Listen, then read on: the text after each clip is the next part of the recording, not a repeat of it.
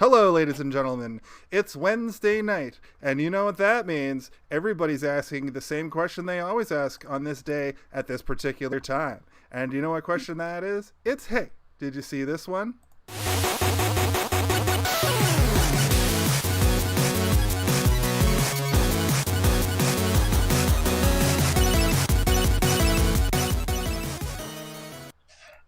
Hello, everybody. My name is Jason, and I am not your host this week. However, Steve is your host this week. Hello, Steve. Hi, it's me, Steve, your host this week on the greatest show ever made. Hey, did you see this one? Welcome, everybody, and to all of our other hosts, Ben, Jason, and Kalen. Kalen, Jason, regulars, Ben, guest of the week, returning from last week for part 2 of the 2-part Escape From series. Last week, I think we did Escape from New York. I can't remember. But this week, we're doing Escape from LA. Los Angeles. Do you know what really bugs me about the naming convention? The first one's called New York and this one's called LA. You call one NY and one LA are both their names. Sorry, go ahead, Steve. I've been thinking about that all day. I wrote that down too. I had to say it. That's but nobody calls it NY. That's like not a thing people call it. Fair enough. No one's like, I'm going to NY for the weekend, you know? Nobody says that. Also, New York, one syllable each. It's the same thing. You're right. So, yeah. It's kind of like if two teams are playing each other and you call one team by their city and the other team by their name or whatever. Right. Sorry, I was trying to log into Twitch and I forgot that I rebooted all of my settings and stuff, so I don't have my auto logins going. Anyway, yeah, we're back for LA, a movie that we all watched. And I think the first on the agenda is to go through all of us here and talk about the first time we saw this movie and sort of a brief impression that it made on us the first time we watched it. And Ben, I since you're the guest, we'll let you go first. Sure, thanks. The first time I saw this movie, I honestly don't remember. Much like the last time I saw this movie, I don't remember it. I just remember it not being Escape from New York. As much as I wanted it to be the same thing, it is not. It's always nice to see Kurt Russell back, so seeing him as Snake again, fantastic. But I've always remembered, not just my opinion, but most people I've talked to being like, this movie is trash, don't bother. I'm very curious to see what everyone else thinks. Nice. This is going to be a fun episode. All right, fair. Let's move on to Kalen. Kalen, when's the first time you saw the movie Escape from LA starring Kurt Russell, directed by John Carpenter? So, first time I saw it was about a month ago when I ordered Escape from NY and Escape from LA off of that one's for you, Jason. Thank you. Off of Amazon. Oh, Ben, maybe you can answer this. I have a weird feeling maybe I have a fake copy. The DVD just says Escape on it. Yeah, that's a bootleg. Oh, fuck! Is it You really? got it from eBay? I got it from Amazon. Oh. Is it Was a it? bootleg? That's so weird. It could very well be, unless it was sold. It was probably sold by somebody using Amazon to peddle their wares, not actually from Amazon. Right. Yeah, Because there's another thing region too. Yeah, a different. Well, see, because when I play it, it doesn't take up the full screen of my TV. Like it's widescreen, but it doesn't do the full widescreen. It's like a full screen widescreen. Okay. So it's got. Do people get up and walk in front of the camera? Yeah. No. The movie is quality. Did they It's make just- screeners in 1996? or camera in theater? I know screeners are a different thing. But yeah, no, I saw both of them a month ago. I'm trying to remember if I got it because we were gonna do it, or I was just like, oh, I should get those movies. But yeah, I saw it a month ago. We'll talk more as we go on, but I could see people who like NY not liking this, and I could see people liking this and not liking NY. Yeah. Interesting. Yeah. All right. Oh no. We gave you a lot of grief last This time. might be a lopsided episode. All right. So, Kaylin, thank you. Jason, when's the first time you saw the movie Escape from LA? Today, probably. I assume? watched it today. Yes, but I will give a little bit of anecdote about how I remember this movie. I remember when it came out, and I remember being like, "Whoa, that looks awesome! I bet it's so cool, but it's probably too gory, and it'll make me scared because I used to be a real wuss when I was 11 when it comes to gore." Why were you such a wuss? I don't know. I've told this story on the show. I do know, actually. It's because I watched RoboCop when I was 8. And you weren't automatically engulfed? It did RoboCop is pretty violent. it's Kaylin. pretty fucked. And Yeah, It's awesome. fantastic. Yes, I agree completely. but I was 8 years old, and it did the opposite of desensitize me. It like made me overly empathetic Okay. to movie gore and stuff. And But you know movies are fake, right? I do now. Kaylin, I feel like you're trying to convince him now, but he's not 8 anymore. No, He's Yeah, not an but 8-year-old anymore. I was actually Like, what- part of my review of this movie is going to be that like I kept waiting for the exploding hand moment from the first movie, but it just never comes. This movie is like they toned down everything and turned up the volume on a lot of other stuff. Yeah. But yeah, I remember when it came out, and in my head, I mentioned this last week briefly, but like I remember it being like this big shiny blockbuster. But when you watch the movie, it looks like a fucking John Carpenter movie. It looks like They Live. Oh. It looks like the first movie. You know, it's got that. He's got a With a little bit of gloss, though. with a little would you bit say? of gloss. You're right. He's wearing he's wearing Yeah, there's a shinier CGI leathers. shark. There's a CGI shark and glossy. CGI That's Universal not Studios. That is not gloss. No, I meant like the CGI shark looks glossy because they didn't know how to do CGI yet. Perfect. It's Yeah. swimming, Agreed. it's Agreed. swimming all wrong. Yeah, And when it they're was making moves that sharks can't move. It's That's like not just how that fully like anatomy works. tilting. right. That's All right. yeah. That's your first impressions. Gotcha. Sorry, Jason. I mean, just to respond to your like, it looks like a John Carpenter movie. All of his movies look the exact same up until I think The Ward, and then it like somebody convinced him to like use different lights or something. I don't know what it is, but that movie does not look or feel as much like a John Carpenter as everything else. My first time watching this, I was a teenager probably, and I did not particularly care for the first one that much because I thought it was boring, but like that's because my child brain was just like, I'm used to watching The Mummy and shit. Like, I love The Mummy, action every 5 seconds, huge set pieces, special effects. And then I saw this and I immediately was like, this is way better. And then I, grew a little bit and I watched this one a bunch more times, but I never really went back and watched the first one all that often. I did watch it every once in a while, and I did like the first one. And then I hadn't watched either of them for like, I don't know, 15 years maybe. And I was like, I don't know, like that amount of time was convinced the first one was better just because that was kind of the consensus amongst most people, and most like John Carpenter aficionados and film geeks are like, the first one's the best. And the second one, you should just ride a CGI shark to hell and forget that it ever was made. Don't worry about it. But watching it today, I don't know, man. It's pretty fun. It's so goofy. It's so strange. And I kind of liked it. I don't know if I would say that it's better than the first one, but I will say that I did enjoy how crazy it went with caricaturizing like stereotypical LA archetypes, I guess. Like just how they'll take like It the succeeds worst in different areas. Sure. They like take the worst type of people and then they, crank up the volume to like 11 on how weird it is. Anyway, so yeah, the first time I saw it was high school, and then I hadn't watched it until today. And now let's get into talking about it, I guess. Well, Yeah. here we are, boys. Can and I say boys. that this movie did what we wanted when we were talking about New York, we were saying, oh, why couldn't it be like they should have done this. This one kind of did that. It did the things that we wanted the other one to do. But then in doing that, it ends up going a different kind of, like it's a different type of movie. So like I wouldn't necessarily say it's better. It's different, and it does succeed where the other one didn't.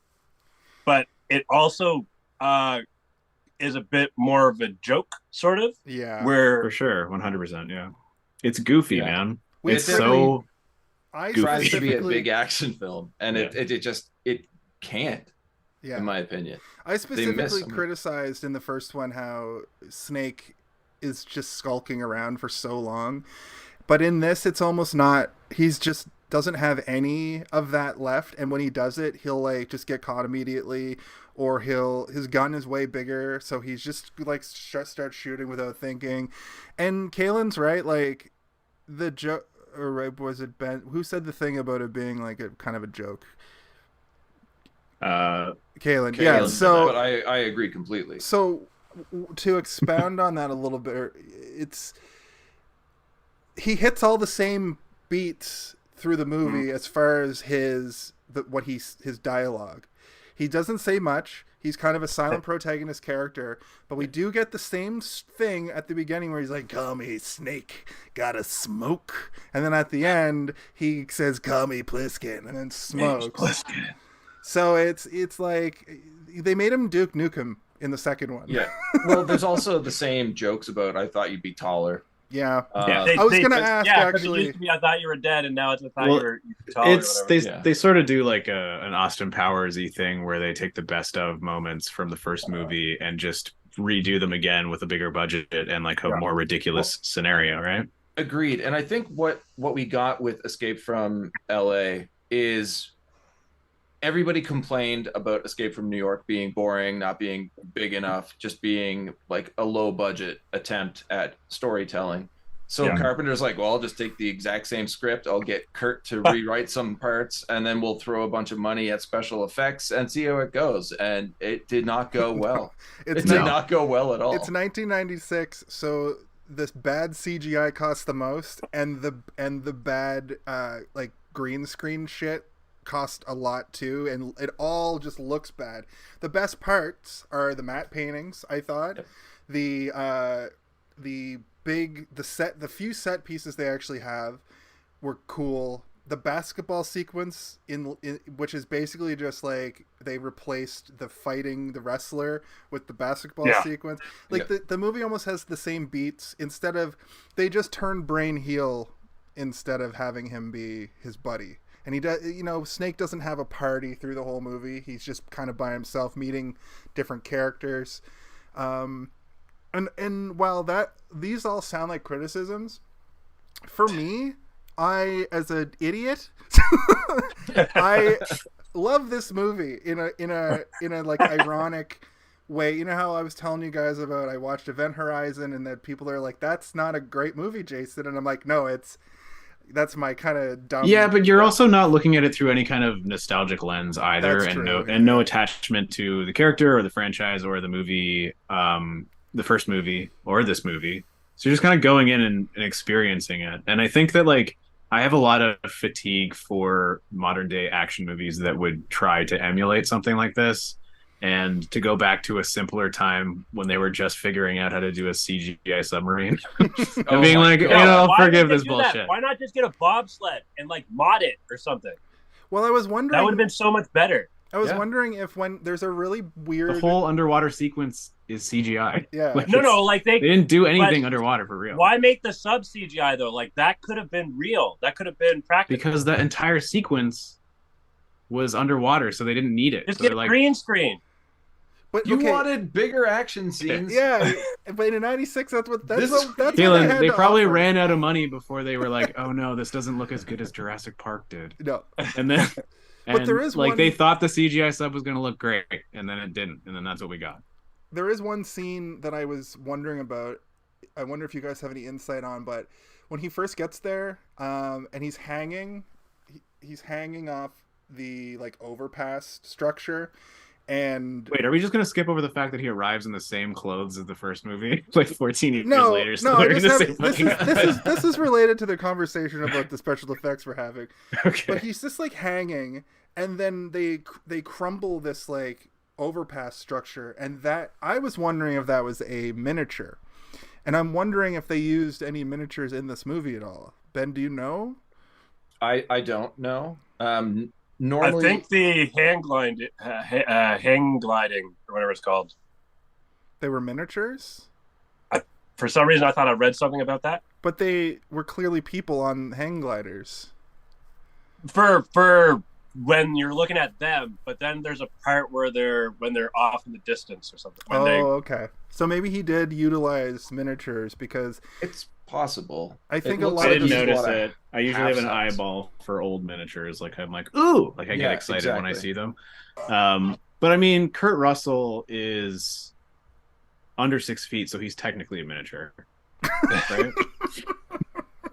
Fair That's enough. rude. That's rude. Yeah. Wow. I'm joking. Wow. I don't know. I don't know how tall he is. Kurt, we love you. Old man. Okay, now I have to look up how tall he is. Yeah, he's 6'2" or some shit. It's weird that they actually fit in the same costume. That Oh, he's 5'9". He's 5'9". I was right. Oh wow. It's been almost 20 years since the first one. he just wears the same shit. 15 years. That right? But Yeah. in 7 Yeah, it's years, like the I Han only Solo say it thing. for you guys because it's you guys. But if I wasn't talking to you guys, I'd still be wearing the same shit as yesterday. But it's like the Han Solo thing, right? Where he shows up in the new Star Wars movies, and they're like, "You're still wearing the same jacket." He's not. He's wearing a slightly different jacket. It's the same style jacket, but in this, he's wearing the exact same jacket. He's just been running from the law, killing people in like the Mojave, Cleveland. and, like, just like running through Cleveland in the I mean, same taking camo good care of pants, them. Still same flashing camo those pants, same zippers. jacket. Yeah. he still has the zippers. Yeah, the Under Armour with zippers on it. They mentioned New Vegas at one point, which is interesting. Once again, I think that Fallout took a lot of inspiration from But this it wasn't. universe. It was like in a different country. I can't remember. Thailand. what country it was. Yeah, Thailand, Malaysia yeah. or Thailand or something. Which Yeah, is New which Vegas, Thailand, which is now weird. owned by the U.S. The whole conceit of this movie is insane. That was them setting up a threequel. They were gonna hit that third one. They're that gonna would use work. all their sets It's from worth. Big Trouble in Little China and all their costumes and all their Uzis. Big Trouble in The- New Vegas, Thailand. When they made him change though, I was like, oh, I see how it is. They want to sell more toys. Like I don't think they ever made Probably. toys into this, but with with toy lines or whatever, they'll change the costume so that they can make another toy to sell or whatever. Yeah. My theory there was that they wanted to give him like a cool Matrix looking outfit, but they knew the character would never wear that, so they had to give him a reason to have to wear it. So Yeah. they like forced him in the story to get new clothes. And then he puts the boots on so provocatively. Well, Listen, it's weird. not our fault you were horny for They- Kurt they were- Russell's legs. Obviously just trying to make him look flashier like everything else Yeah. in the movie. Yeah. But True. And he Yeah. looks cool, man. He looks pretty Yeah, cool in this But one. the thing is, they're like, here's your like new clothes, whatever. They're fire retardant. You're gonna need this, so put it on. And like, well, at least give them sleeves. It's the exact same thing. Because like Yeah. what's not protected now? All skin on your arms, your face, your head. It's like, what happens if I lose my jacket? And it's like, well, keep your jacket on, man. You'll look like you're wearing a cooler version of what you Yeah. just had on. And what happens? He loses his jacket immediately. Yeah. And his big gun. All the gadgets that they gave him, he just dumped to the side of the road. But at Also, least, when they ask like, he's like, "Where are my guns?" And they're just like, Right behind me. here. Yeah. Like, you're Didn't you looking see at them in this cage behind me? They've been there the whole time. You telling me also you weren't eyeballing I just those? ran down all your weapons, but I love scenes like that. Like the old Rambo, like he's like putting all the shit Yeah. on. He doesn't do that per se, but it's more like a James Bond where Q Yeah, it's is like a dumb James Bond. It's showing And off when each- James Bond was already kind of dummy at that point anyway. And right? what are these? I would like Those are just matches. Don't touch that, Plissken. That's my lunch. Stick It's like a sandwich. I would like to go back to what you were just saying, Jace, about Fallout again, because this time his countdown watch thing looks like a Pip. It looks like a Pip-Boy. Yeah. 100%. and those- Oh, The cool. technology Yeah. of the discs look like a future, like the way that the future was. Mini disc players. Well, they almost had it in 2013.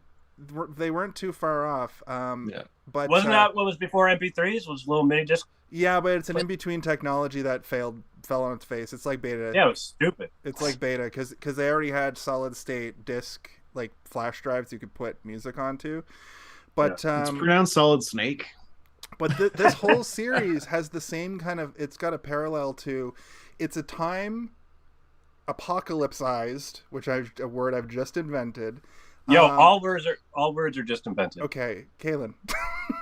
So the conceit of Fallout is that China develops all this crazy technology because they have like no limits or something. But in the 50s, they nuke the States. But they've already got all this futuristic technology. So when they come back in 200 years out of the vaults, they've got future tech, but it also all looks like it's like 50s music. The cars look like 50s, but they have like hyperdrives in them. And this kind of has a similar vibe where like something happened. We talked about this last week. Something happened. Maybe a World War III gone too wrong, and everything froze in like 1985. Everything. Yeah, I always just assumed it was like the Cold War went real war, and then everybody just started blasting each other or whatever, right? Yeah, and then it gets. When was the Cuban Missile Crisis? 60s. That was the early 60s. It's part of the Vietnam. Wasn't there something in the 90s with Cuba though? No, there's the Gulf Cuba War. Gooding Jr. rose to fame. You were thinking of Cuba Gooding the Jr. Cuervo guy reminded me of Shay, right? And I assume like they were trying to paint him in a bad light. Like I assume there's a little bit of propaganda behind that choice. Was my assumption. Everything's propaganda. That's true. Propagando. Propaganda, the band from the punk days. I was gonna say a propagando is gonna be a character in the Mandalorian season 3. Yeah, and he comes in, he just spewing nonsense about the fucking With the Empire. the Empire still being around. The Emperor's still alive, I tells you. Yeah, right. And then, well, episode 9. So I do.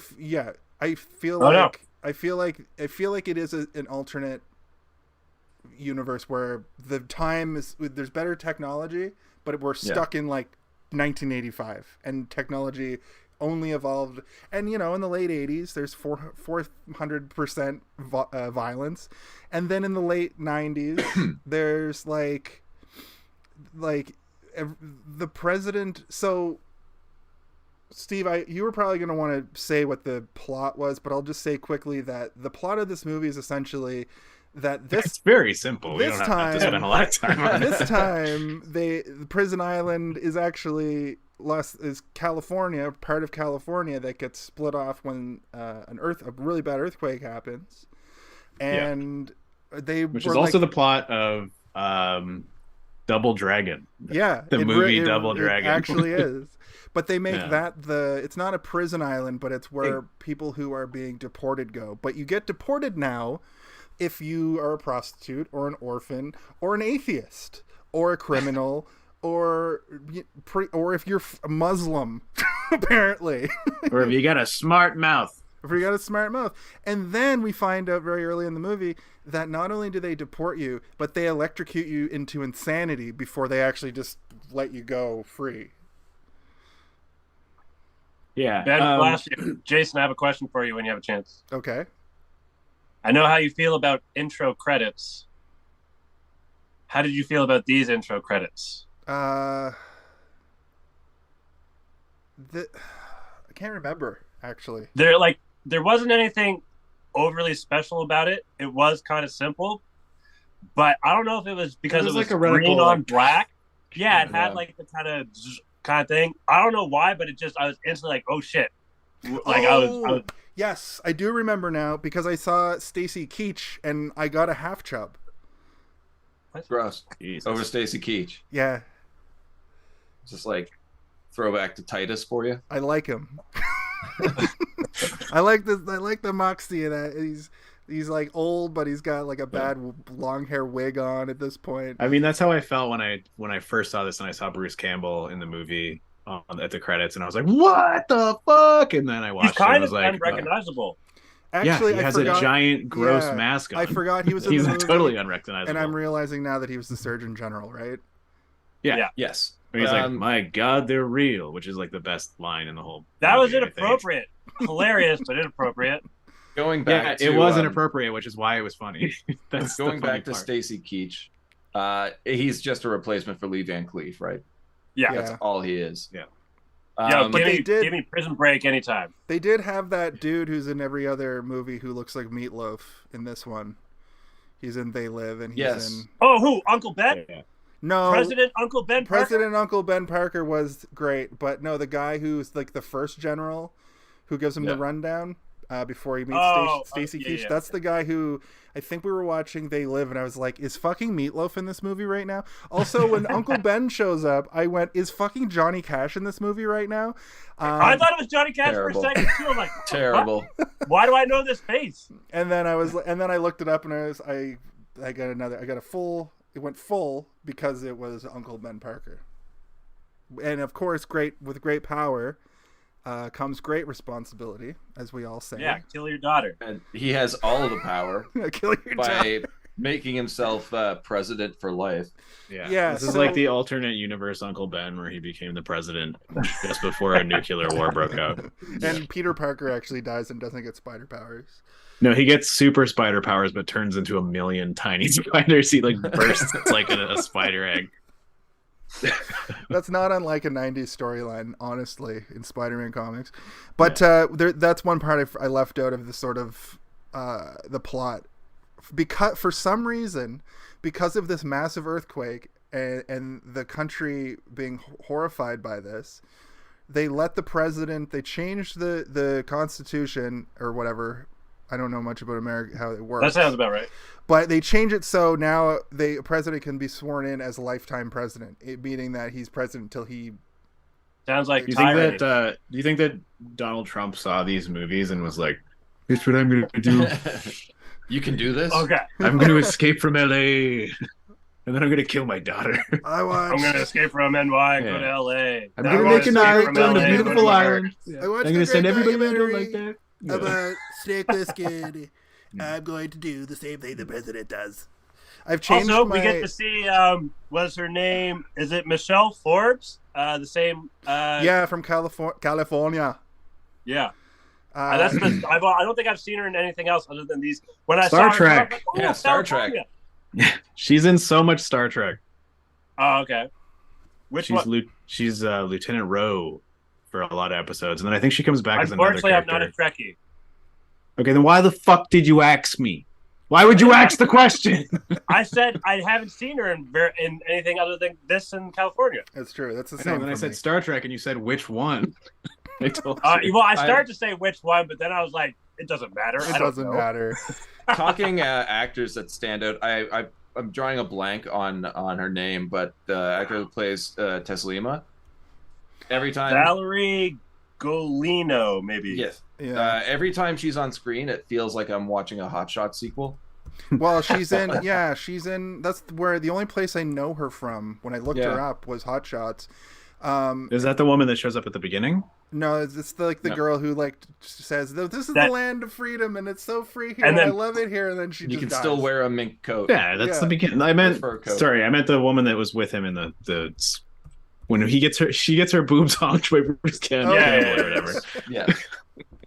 That basically what you said though. That sequencing or whatever is like, oh, this place is great when you know how to whatever, and then bam. Instantly. Yeah, I kind of like that though, like how it's just like they're setting her up to be his companion for the movie, and then she, as soon as she's like, "I'm your companion now," immediately gets fucking killed, and you're like, "Oh, good, yes."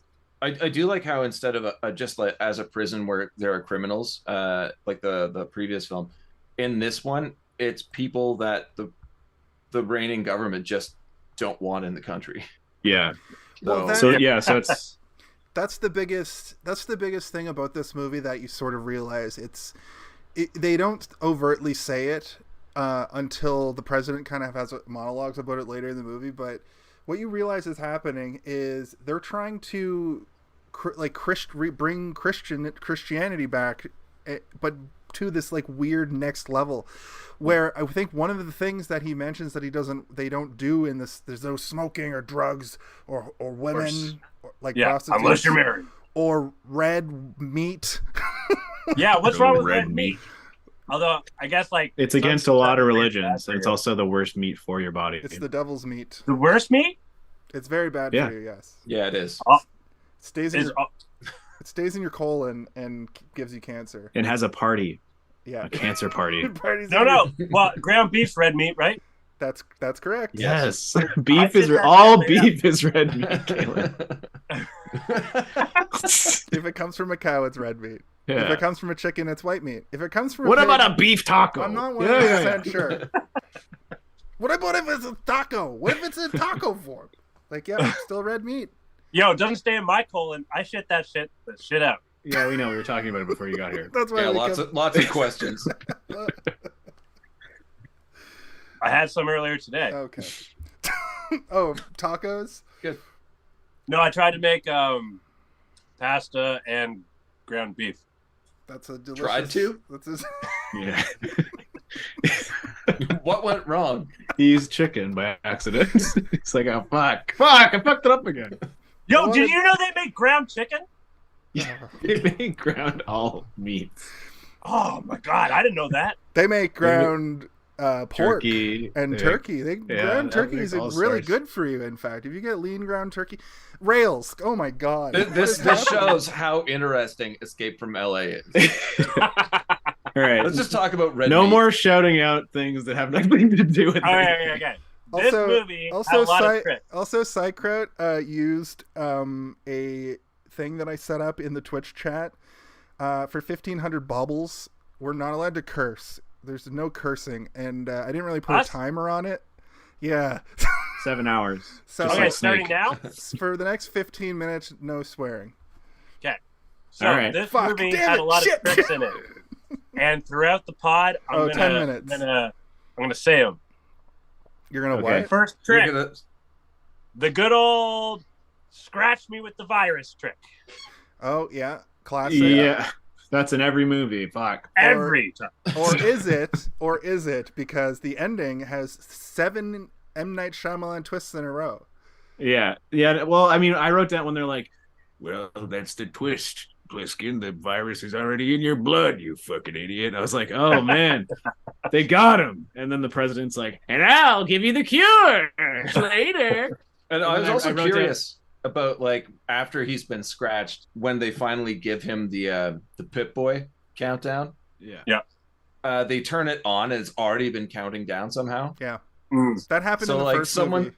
someone's an off to the internal side chronometer. waiting to press the button. Just like, Go. Yeah. That happened in the first movie because they turn it on and they're like, "Well, an hour's already elapsed, so you better get out there and get to it." And he's like, "What are you talking about? I have 23 hours." I just think I also like the idea that if they did make like a million more of these movies, that at the very beginning of every single one, they would have to somehow trick him into having some sort of like countdown event happening, and it would always be different every time, and it would always be stupid. get some type of poison into him. They're like, gum. Yeah, would you like some? Or they finally give him a cigarette, Yeah. and he's like, smoking, and it's purple smoke coming out of his lungs. Like, wait, damn it. you'd never let me have a smoke. This is like the 6th time you've done this. Hey, Yeah. we're bringing smoking back just for you, Snakey boy. Okay, wait a second. I got annoyed I remember, when Ro was like, once you get the cure, or once you get the antidote, it immediately cures the virus from your system. And I wrote down, viruses are not curable. Stupid movie. He doesn't know anything about viruses. You showed them. I think my favorite thing I've ever seen in a movie is Snake just being on a warpath, and he goes, he gets down into the sewer hole, and he goes, "So, are you guys going to be administering the antidote?" And they're like, "No," and he's like. And they're like, the old first clip is full of blanks. Yeah, the old like, well, we had a feeling you were going to try something like that, so we filled your. Wait, first what clip other with movie blanks. has this in it? What is there another movie that has this in it? No, well, kind of. It's a bit that I'm doing for this episode. It's a bit that Kaylin's doing, but so you're doing cliches that aren't cliches, or what? What's the okay? I like it, but there is a movie that has this same technology in it. Did you guys see Die Hard 2? Every movie with a gun. No, like as a part of the plot in Die Hard 2, the bad guys have fucking fake Blanks. like movie guns. I can't remember why. I was had been imbibing when I watched it, but that part stuck out to me.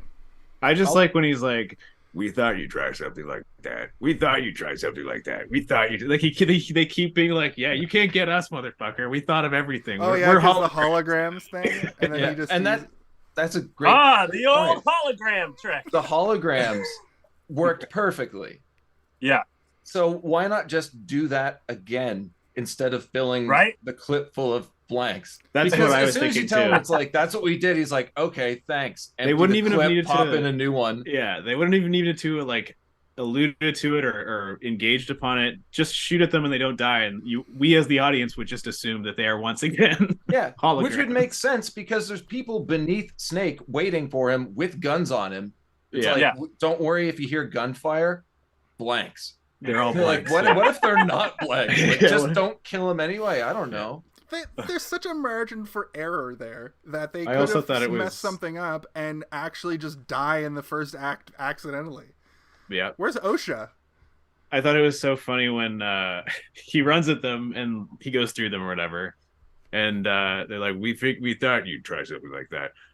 We're holograms, Snake." Like he has to tell Snake, like Snake wouldn't fucking figure it out. What the hell are you, ghosts or something?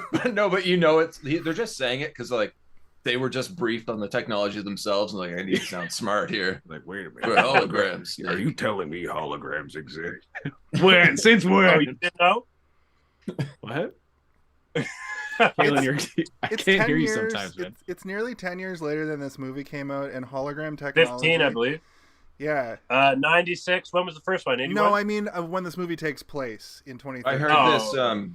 I heard this movie inspired the Tupac concert. That's what I was going to say. Could be. That technology costs so much money to do it that there's an artist in Japan called Hatsune Miku who is the first and only Vocaloid performer and is a hologram. They used that technology to bring great stars who should not have come back as holograms. And they have in Japan, it's mostly a Japanese thing.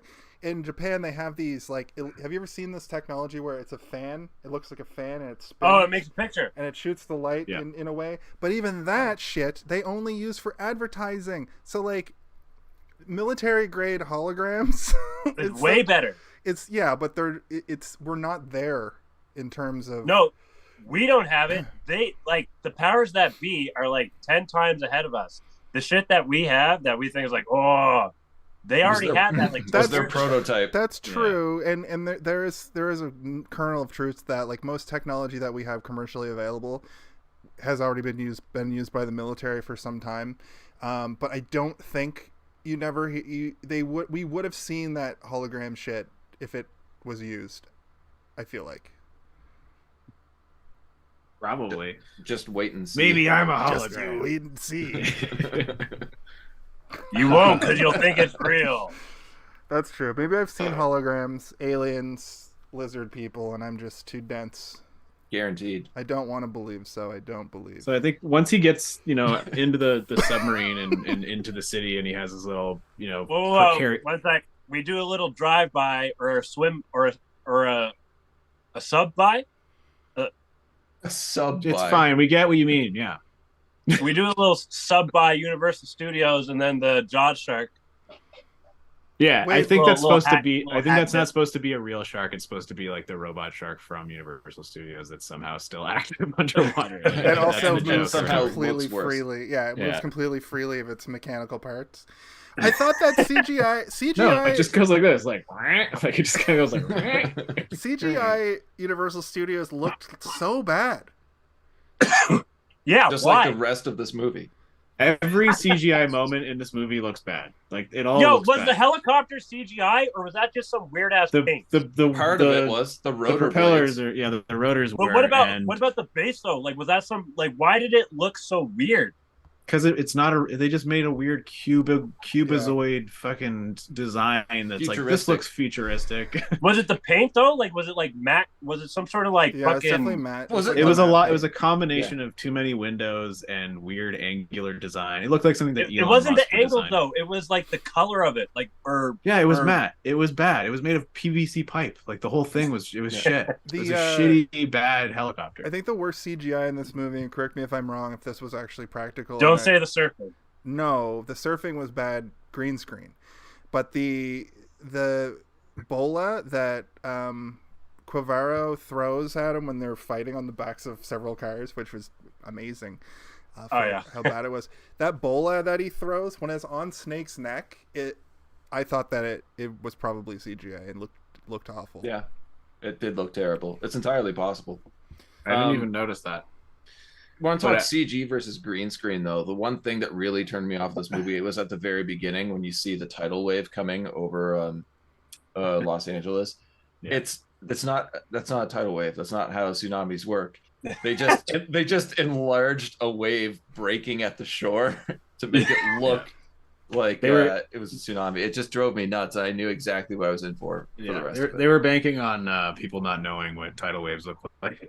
Nobody fucking knows. The world's going to shit. We know. Yeah. We know now. Yeah. Well, ironically, now everything is videotaped and put on the internet, and in this there is a sort of a slant where everything is recorded and put on the internet. The internet, but it's like they frame, since it's the future, they frame the internet as like this weird like Ready Player One virtual world, but they only show for like a second, and it just looks like a guy in front of a green screen. Yeah. It's so weird. Like they could have just been like, the internet is crazy now. People are constantly uploading things to the internet, and in 1996 it would have sounded futuristic. Yeah. But it's weird how predictions about the future are so wrong. And they've always been wrong, and they'll always be wrong. Even though it's so like, all technology is just an evolution of one thing or another. And I heard that in 2025 they're going to replace all toilet paper with clamshells, and I was like, oh god, yeah, we're a couple years away. We're 3 shells. We're a couple years away from 3 shells. There's going to be they're going to sell 3 shells in, it sounds a little more economically environmentally friendly. Maybe. Guys, trees are a renewable resource. We can plant more of them. And but they take a while. But they're all, you could just wash a shell. It takes like seconds. They don't take that long. Like the amount that you need to make the toilet paper and the toilet paper being used and the time that it takes to grow back, it's not like it's like it replenishes itself. If you're planting enough of them, they will replenish themselves for toilet paper. You know what I say? I say we get rid of all the concrete jungles. Let's make the world au naturel, but let's keep the internet. Let's keep the virtual world. Let's make that our playground of all these crazy things that we want to imagine. AKA Ready Player One. You're talking about the metaverse. You sound like a psychopath sometimes. What if there was no cities and only virtual reality? Yeah. Like, what if we all just lived in a fucking field together on a commune, and then we just plugged into the internet every couple of hours? I mean, I'd be down. If I'm being honest, most people would be down. Yeah, our hellscape is already very Ready Player One adjacent and heading that way. A couple of generations left. Not to harp on the CGI forever, but during that opening sequence, I was really hung up on the glass breaking from the building. I was like, oh fuck. Oh, that one building, in the earthquake sequence, that is just like, why would it looks like something out of like a TV show from 2001 where they're trying to make a natural disaster happen, and they're just like, this is the best we can do. And you know sorry, we don't have Jurassic Park money. That cost the second most money. That's why they hold on it for so long. They were like, we got to get our money's worth. We built this thing. It looks passable. It probably blew people's minds in 96. For the time. I think, no, it did not. Well, I think we're forgetting that we take CGI for granted, and bits of CGI we were like, that looks bad, but that's crazy. That's the future. Where now we look back, where we see bad CGI. We watched Avatar, and this thing had such good CGI that sometimes you don't know the difference. But there is one point where this this awesome looking CGI anemone thing crushed a person, and the person who it crushed was the worst CGI I've seen in years. Do you remember that, Steve and Kaylin? Do you remember that part at all? No. Anyway, I don't. It's crazy how things can stick out among other things.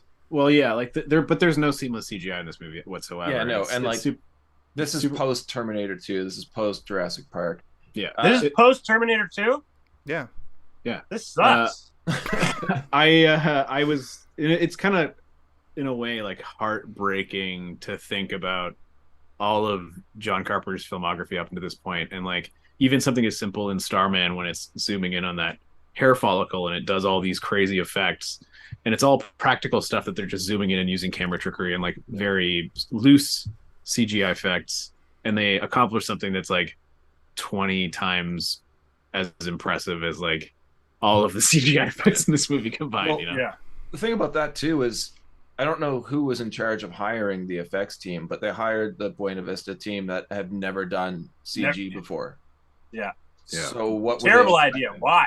Well, I guess because you're just going to throw money at it because they don't know what they're doing, so they're just spending and spending and spending, and this is what we get. But not for nothing. I've criticized John Carpenter's ability to make a single genre movie, and I know that I know, Ben, how you feel about Escape from New York and Halloween, right? Like like joking aside, I just don't like Halloween, and that's okay. It's fine. But this movie, he got the fucking formula for an action movie and did it. Like, even though it's bad, even though it's like there's a lot of really dumb nonsense in it, from start to finish, the pace is an action movie. The action is superb, like for a dumb over the top 80s style action popcorn movie. Action. Yeah. If this movie came out in 1989, it would have blown people away. But since it was 96 and we had movies like Terminator 2 and Fifth Element on the horizon and Jurassic Park, like it looks like a B movie. If this movie came out in 1989, they would have figured out more creative and interesting ways to do the CGI effects that they did, and they wouldn't have been terrible. They would have found a way to not have him in a submarine if they couldn't do it, and they would have. Yeah. It would have been better. A bobsled. Just get a bobsled. Get Exhibit. Somebody call 1989, greenlight the movie, and get a fucking bobsled up in here. You can tell this movie is written by 3 people. Yeah, that's true. I think that's where the action element comes from for you, Jason, and that's like there's obvious elements of Carpenter in this movie, undeniably, but you can see Deborah Hill had some say on like slowing him down, pulling him back a bit. I think the over the top stuff came from Kurt Russell because he just loves. I heard he had a movies. hand in. Yeah, I heard he had a hand in it. Well, he's one of the writers of the movie, isn't he? Yeah, he wrote the ending, I think. Yeah, the entire ending. As weird as this sounds to say, this movie's a lot tighter, even though it's so much more gonzo and random and it's so loose, but it's tight. Yeah, like they move from one thing to the next in such a way that's like they don't dwell on anything too long. There's just too much. I guess there's too much stuff, but it's I like that better than in the first one where they just don't explain anything, but they spend all this time on like snakes sneaking around. Yeah, there's a lot of ideas. We're gonna criticize this movie for not being like the first one, and we criticize the first one for not being like this one. Yeah, I think that's funny. I wish they made a third one that was a happy medium between the two. Yeah. Because I think the 3 of you really didn't like about Escape from New York was how there was such long drawing spaces between action points and plot points. Its pacing was all off for me. The pacing was horrible, and here they tried to remedy that by not stopping at all. Yeah. And I think it suffered from that too. So I think I get that it's like it's almost like a road trip movie in the sense that he's moving from set piece to set piece with the ultimate goal of just getting one object, right? So it's like what his goal is from the beginning. We all know he's going to achieve it, and it's like, what is the most interesting way to get him to that point? Let's, instead of coming up with one sort of cohesive long story, let's have him have weird encounters like over and over again. And it would have been maybe more interesting to take maybe 2 of those weird encounters and stretch them out into 2 larger segments that overlap with one another, rather than just it being like, all right, now he's in this area of LA. Now, like, it felt like the star map sort of analogy you could make is that he is like visiting the homes of the stars as he goes through LA. And it's like, have you been to this place? If you lived in LA, I'm sure you're probably like, oh, it's that place. Oh, it's this place. Oh, it's that place. Beverly Hills, they all have really bad plastic surgery. And like, to bring it back to Bruce Campbell for a second, it's like that whole entire sequence is more interesting to me than the rest of the movie. I would have liked to have seen a little bit more of this like weird cultist group of plastic surgeon addicts that they're just like they're it's like a weird BioShock style definitely monstrous behavior of the rich who now live in this like weird secluded area of LA that are not just addicted to plastic surgery but require the prosthetics or whatever look great though. I did like the prosthetics. Yeah. These two movies. Last week I was saying how I thought it was going to be like the difference between Ninja Turtles 1 and Ninja Turtles 2, how they amp it up and so it's much. kind of true. That is, I think that holds some water. But do you know what? Really, this movie feels like such a 2.5 rebooty kind of thing, like Evil Dead and Evil Dead 2. It almost reminds me of Crank 1 and Crank 2. Did one of you say last week that this one was was it you, Ben, that this was kind of like a reboot? It is kind of, yeah. Because it's like the same story, but just upped. Exactly. Like up the ante. Nothing for Crank 1 and Crank 2. I never knew there was a Crank 2. You've never seen Crank 2? It ends with a kaiju. I've seen both and remember neither of them. I remember that he gets electrocuted a lot. That's all I remember about them. And Crank 3, which is actually Crank 3, Super Crank. No, Crank 3 is actually Ghost Rider 2. Because it's written by it was written and directed by the brothers who made the Crank movies, so it's just Nick Cage yelling. Yeah. Does Crank 2 have a subtitle like High Voltage or something weird? I believe so. Crank and Crank High Voltage, yeah. Is it actually High Voltage? I was just saying that because I thought it would be funny. I'm pretty sure it is. Octane or something. High Octane? That's like a like High Voltage adjacent type of title, yeah. Sorry. Okay. Yeah, it's High Voltage. I gotta say, Jason. High Voltage. I gotta say, Jason, not the most respected movie series in the history of movies. Listen, neither is this. I know it's I think more people love I remember these more movies about this. than fair enough. I liked the dumb Crank movies. I thought they were dumb. And you know what I remember about the Crank movie more than anything else is his when he's passing out and his cell phone is going like that's all. There's a scene where like he's losing his heart power, so he's got to get his adrenaline up. So he takes his girlfriend to the racetrack, and they bang on the racetrack while the horses are going. So they're like in front of people. There's horses, and they're banging. They get trampled.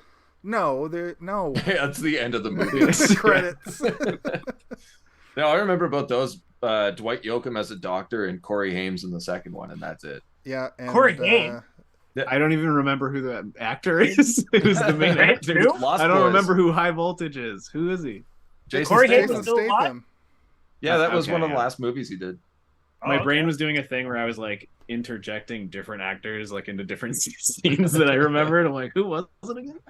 Glenn Howerton is also in it, and up to that point, it was the only other thing I'd ever seen him in besides It's Always Sunny and that 80s show. Cool. He was in that 80s show?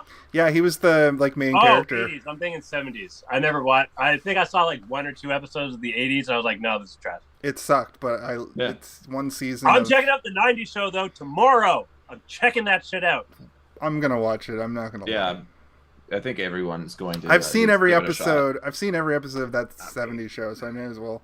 Yeah. You guys think they'll bring Hyde back? No, okay, just kidding. I think it's pretty sure he's in jail. Red and Kitty and the grandkid. Maybe you know what? Maybe some cameos, like one episode here and there. Maybe. Let's not talk about this. I don't want to talk about this. All right. Well, it brings us to our next my segment of this episode, the old "don't draw until the can hits the ground" trick. They went full Western. Maybe I was wrong. Maybe they do kind of mix Western into this in a few places, and this is the well, yeah. Like the music that's playing a lot of the time is Western music. That's the same case for the first movie, but like they even when he goes to different areas have sort of different sort of Westerny type music playing. Like when he goes to the exactly. The final countdown. But this is like this. He is basically like a cowboy, right? Like that's what he. Yeah, is. I realized during this that I was like, oh fuck, Clint Eastwood. Snake's less a spy and more a cowboy, like a gunslinger. He's a renegade. He's like he's the man with no name. Is his name Snake? Rebel. Probably not. His name's probably not actually Snake. So Jason, I think it was you. You mentioned earlier where he's like, "Call me Snake," like throughout, and then at the end, the name's Plissken. Same as the first movie, and again, I'm like, why? He just doesn't want to be called the thing that he's people a rebel. are calling him. He's defiant. He doesn't want them to do what they want, so he's gonna tell them to do the opposite. That's how I looked at it. As soon as he said That's that, what it is. It's like if you that's exactly what it is. I'm like, oh shit, he's gonna say that call me Plissken at the end of the movie after he fucking saves the day, and he reverse saves the day in this. He actually ends the world as they know it. Yo, We'll that would save the day. Well, the current world that they're in. It's just an amped up version of the ending of the first one, though, where he destroys the tape. Yeah. Which would have, like... Except this time he destroys the world. Destroys the world. The whole world. Welcome to the human race. What a terrible line. Yeah, that's... Then credits? There were a couple bad one-liners. There were a couple bad one-liners, for sure. I do want to talk about some positives, if we can, for just a moment. Indulge us, New York. Steve. Yeah. This movie is basically the remake of a good movie. No, I was gonna say, like, immediately I noticed when he gets into the city, it's nighttime, just like the first one. Yeah. But everything's well lit. It's all well lit. I thought you can see everything. You can see everyone's faces. You can tell what's going on. It's not dark and gloomy, and There's even an orange sky at one point, which you last week were saying that would be amazing if one of the map paintings was just an orangey sky. That memory video thing or whatever with Cuervo or whatever. That part. No, like when they're, I think it's the highway. It shows the highway, and like you can see the cityscape, and there's a good. Also, highly populated environments, like right out of the gate. I think that also added good. to it. Yeah, that's what I'm saying. I'm saying it's a positive. Jesus Christ, calm down, Keach. You don't need to respond to everything. I'm the rambunctious one tonight. He's rambunctious, boyos. What I'm saying is, the populated areas, when he goes into the sort of like, it almost seems like a hotel, I guess, and he's like following the beacon to get to the guy that they sent in earlier or whatever, which is also a tropey thing in video games, which I love that it's in this. I was like, because a lot of this movie reminds me of a video game, and I think it would probably make a very wicked video game. So to be honest. I didn't get to this last week, but there are no video games that have been made. There were, I think, there was. Have you never heard of Metal Gear Solid? No, I know, but there was almost an Escape from New York for the NES. But there are fan games. But the thing that blew my mind is there's a tabletop RPG based on Escape from New York, which seems like a good like D&D. Yeah, it's like a board game, but with D&D. There was like a weird stretch of time in like the mid '80s to the mid '90s where so many movies like this would get tabletop games, like Total Recall. Oh no, sorry, that's they got. I think it was Nintendo. There's a Total Recall game. I'm talking about the tabletop specific though, where they made. Yeah, my bad. I'm not talking about video games. Video games, they also had their little run where everything had a video game, but like there's even like what's it called, The Keep, that fucking that has a tabletop game, which is like such a random movie to have a tabletop game. But I didn't know that, so I'm kind of interested to pick it up. What I was thinking when I was watching this. Let's do a live. Let's do a live. I'll see if I can track down a copy of the Dungeon Master's Guide for the Escape, the LA series. But the Far Cry games, a Far Cry game set in this kind of world would be probably very good. Or like I was talking about BioShock, like that type of sort of like weird environments and shady individuals, and just like, because I do think that the world building in this one in particular is creative and fun, right? Like I was trying to say before, they take those ideas of like LA culture that everybody's familiar with and they pump it up to a caricaturized level where everyone's just fucked up. Like Bruce Campbell is like a madman, and then you've got just like the regular gang scene, and then you've got the surfer is like, he's not just a surfer, he surfs through like fissures in the earth because there's tidal waves that happen every couple of like hours or whatever. Like that, as dumb as it is and as poorly executed as it is in the movie, the idea of that to me is like amazing. Psychrode in the chat actually just said survival builder game like Conan Exiles or like Valheim or like Ark. Right, yeah. Which would be cool. Rust. Because that works a bit better for this world. But I also, you've just piqued What's their name, Jason? What's the name? Psychrode. Hi, Psychrode. You've really piqued my interest in a Ubisoft Far Cry style game that takes place in New York or LA. and the weird characters, like you said, are the quest givers, and or the villains you have to defeat, or the villains you have to defeat. And to that point too, Jay. Sorry to cut you off right here, but look at what they did for Far Cry 3 with Blood Dragon. Yep. Draw that back a bit, get rid of that neon, make it dirtier. I mean, they can do that, and your ideas right there are absolutely fantastic. I would 100% play that. The main character of that also Ben, stuff your stories in a sack. You're gonna have to cut us off sometime. It's true. But that game is you are sort of Reese from Terminator, but you are also sort of Snake. Like the heart of these kinds of movies are all mashed into Blood Dragon. Yep. So it stands for Psycho-Croatian. Psycroat. I have a question. Croche. Psycroche? Psychroche. Was Stacy Keach was his ponytail real? Definitely not. No way. I think his hair was fake too. There's no way. he wasn't real. No. Yeah, he was being hologram. puppeteered. He was so drunk on whiskey. He was the Ernest Borgnine of this movie, where he didn't even know it was a movie. He thought it was a reality show he was like, on. That was one of the pluses that Steve was talking about, the characters. The characters in this movie were much better than the previous. Yeah.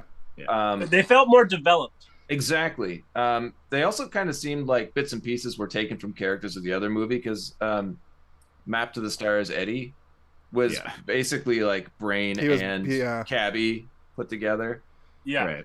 And they actually, by doing that, kind of gave that one character a bigger purpose. It blew my mind that I didn't know that Steve Buscemi was in it until I saw the opening credits, and I was like, Steve Buscemi's in this? And then he was a character that I think they could have made a I think Steve Buscemi could have played a Joker in a Batman movie at one point or another, or maybe a Riddler. Ooh. Yeah.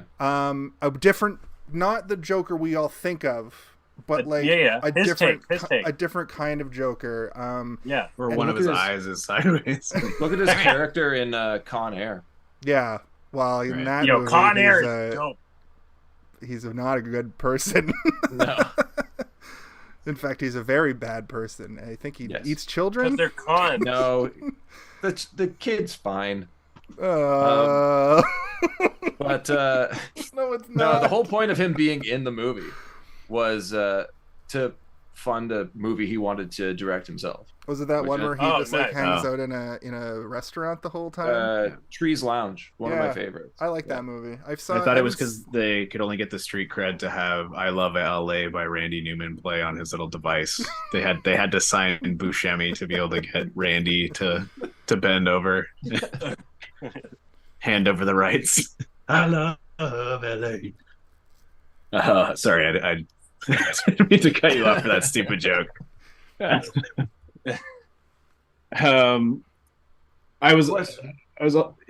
What's your question? Cuervo Jones, who we haven't really talked about. Yep. Versus the Duke. Much better. I like the concept of the Duke. Whoa! Let him finish the question. Okay. I kind of assumed you would all pick Cuervo Jones as being the better villain. No, he's a terrible character, and I honestly just don't care. I think he's boring compared to all the other characters in the movie. I don't think know that he's anything interesting. about the Duke, though. That's why he's more interesting. Yeah. I think at the end of the day. And we were talking about it last time that the one great thing about the Duke is that they give you just enough information about him that makes you want to know more about how he ended up running New York.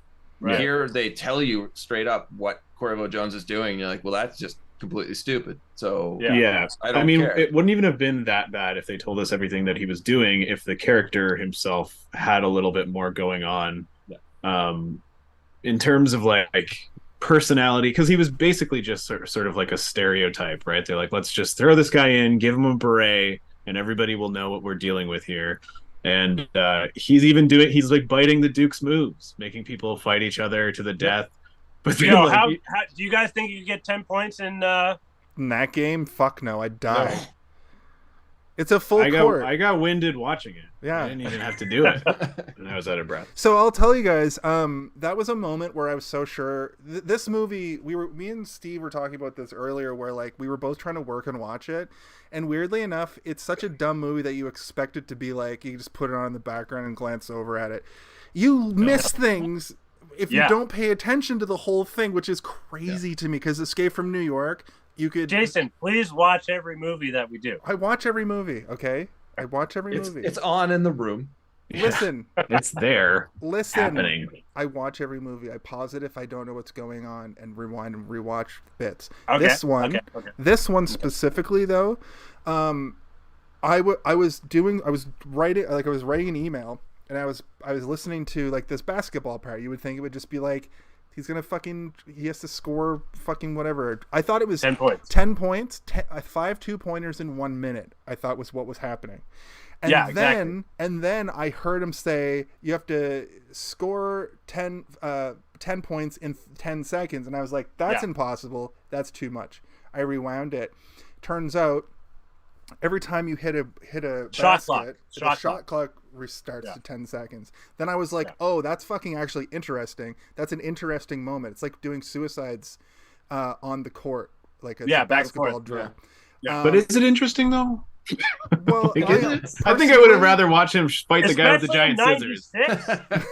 Personally, basketball's probably at its height. Well, no, it's definitely the reason it's in the movie is because John Carpenter fucking loves basketball, and he always has loved basketball. That's why also it's Los in the movie. Angeles, and Los Angeles is a basketball city. On top of that, and also a surf town. Oh, actually, that was a funny. I thought it was a funny little joke when he first gets to LA. And like, yo, stay off our beach, bro, or whatever. It reminded me of like Venice, how like they were very territorial for people from Venice versus people Beach. Coming there to surf. Yeah. You had your own part of the coastline. Yeah. That's definitely a real thing. It's like skateboarding is like that too, especially in the 90s. That's good insight. But honestly, when I figured out that was the game he had to play, I rewound the whole thing and watched that sequence, because I heard him go, oh, he's getting tired now, and I was like, what the fuck, he has to score fucking 10 baskets in 1 minute, like that's not hard. I was having the same problem. I had to do like a large painting for work today, so I was like, I'm going to watch this while I'm doing this, and there's too much happening that I was like, I'll finish the painting and then I'll go watch the movie properly, because there's a little bit too much wacky shit happening for me to be able to like eyeball it from the side of the canvas. One thing you can definitely say about this movie is that it is incredibly entertaining. Yeah. Stupid. It's a popcorn movie. For sure. Exactly. It is a popcorn film. I don't think it's a good film. I think that Ben, you keep calling it a film, and it's really getting to me, because it is a movie. It is a movie. I take that back. Because it was shot on film. Last week I explained my little thing. I'm not going to go over it again because Steve hates it, no matter which version of Steve shows up. But I do think that this one, I don't know what you're talking about. He doesn't know what I'm talking about. I think this movie is more movie than any movie. There are action movies that I would consider films over that. Like Terminator 1, I would consider that a film versus this being 100% a movie. It is definitely the moviest movie that ever moved. It's 1996. I'm pretty sure I can find another movie that movie more movie. Independence Day? Avatar 1? Nah. No. Avatar 1. I have a question for you guys. Do you think that it is rude that in the plastic surgery church, or whatever we want to call it, that there was all these people with like gross faces, and then like I can't see your face. My face? Yeah, there you go.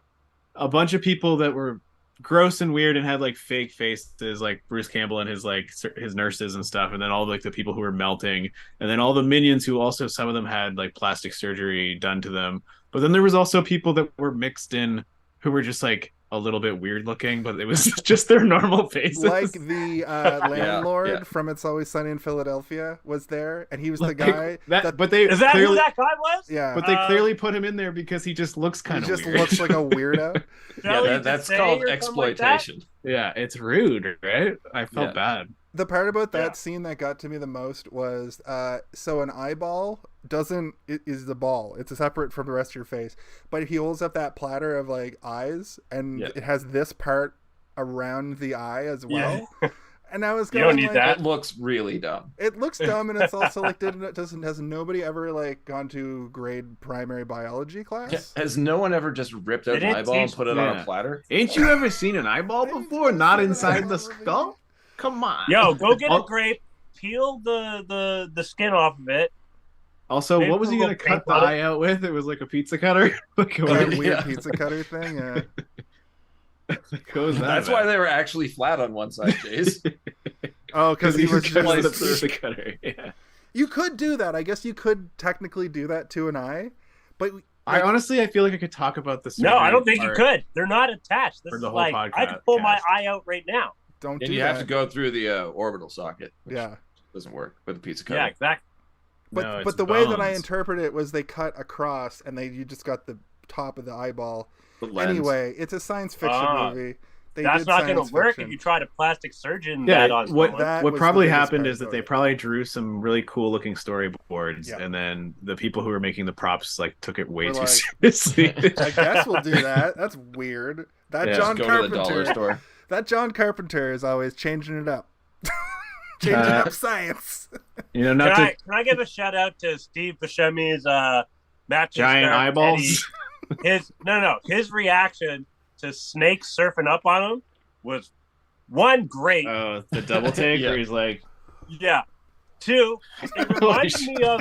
Did you guys feel Sin City at all? It reminds me of yes, Sin yeah. City. I was Yeah. gonna say that too, actually, Yeah. because in Sin City, the green screen is deliberately meant to look fake, right? Like, Yeah. everything Yeah, is yeah. supposed to be heightened and Like, it looks like a maximalist comic and book like, panel. yeah, it's supposed to look exactly, it's supposed to yeah. look cartoony.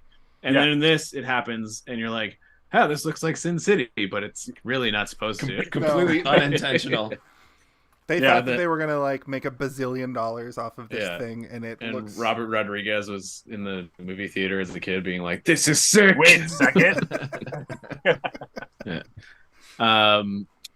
Also, shout out to Robert Rodriguez. Yo, if you ever see this, what's up? What's up? Stop shouting out to people already. They're not watching us. They might. Yeah, maybe one day. Shout out to Robert Rodriguez. Shout out to Victoria Silstead, Playmate of the Year. Do you guys think that maybe That's a Plissken should get basketball rid of those scopes on his guns because he never fucking uses them, but they doesn't care for some reason? However, he They're does laser. finally he gets the sniper rifle from Cuervo and does look down the sight of it, and it's established that it is a sniper rifle. So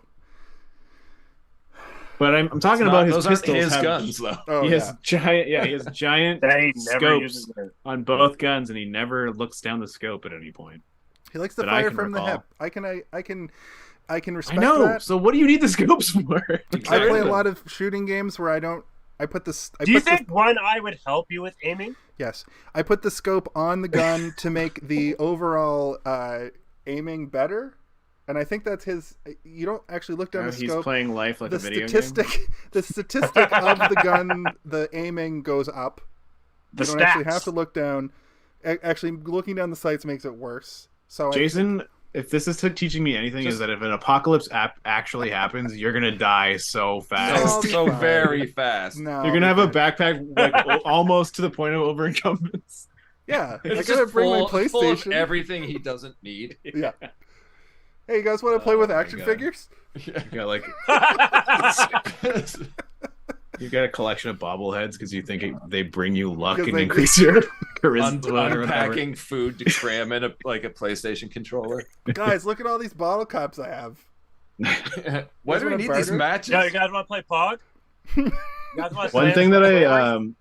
when they do capture Snake, and like chain him up at first. The right? old fucking just 1 second. The old booby trap glove compartment trick. Yeah. Yeah, and then Steve Buscemi's like, pretty neat, huh? Pretty neat.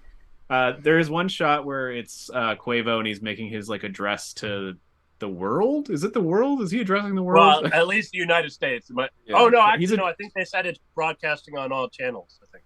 So the world, I guess. He's doing the Yeah. supervillain thing regardless. Yeah, but when Hold Your Brown or whatever. What's the guy's name again? The actor? Hold Your Brown. The guy who's like, you want your guns or in the... Stacy Keach? Yes, I can't Hold Your remember his Brown? name. Yeah, he was in Brown? Brooklyn Nine-Nine. He plays an old detective, and he's like, you need to learn to hold your brown, boy, when he's like talking about drinking Like whiskey. poop? No, Oh, whiskey hold drinking. your ground. Hold your brown. Hold your brown. Yeah. That's probably like a body weight thing. If you have more body weight, you could hold more brown. Absolutely. Get fat, become a whiskey drunk. Yeah. But the shot Story as old as of the him, old whiskey drunk trick. the shot of him. I'm not that addressing heavy. You can't see my glass. Oh, there it is. Yeah, we know it's full of vodka and orange juice or whatever the fuck. Metamucil.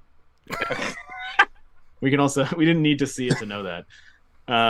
So there's like a shot of like him addressing the world or whatever with all of his minions behind him, and then Snake Plissken is on a treadmill in the background. Yeah, Just Kurt Russell as a talking. torture device trick. And it's part of the plot because that's like Stacy Keach is like, wait a minute, There he is. Snake, he's alive.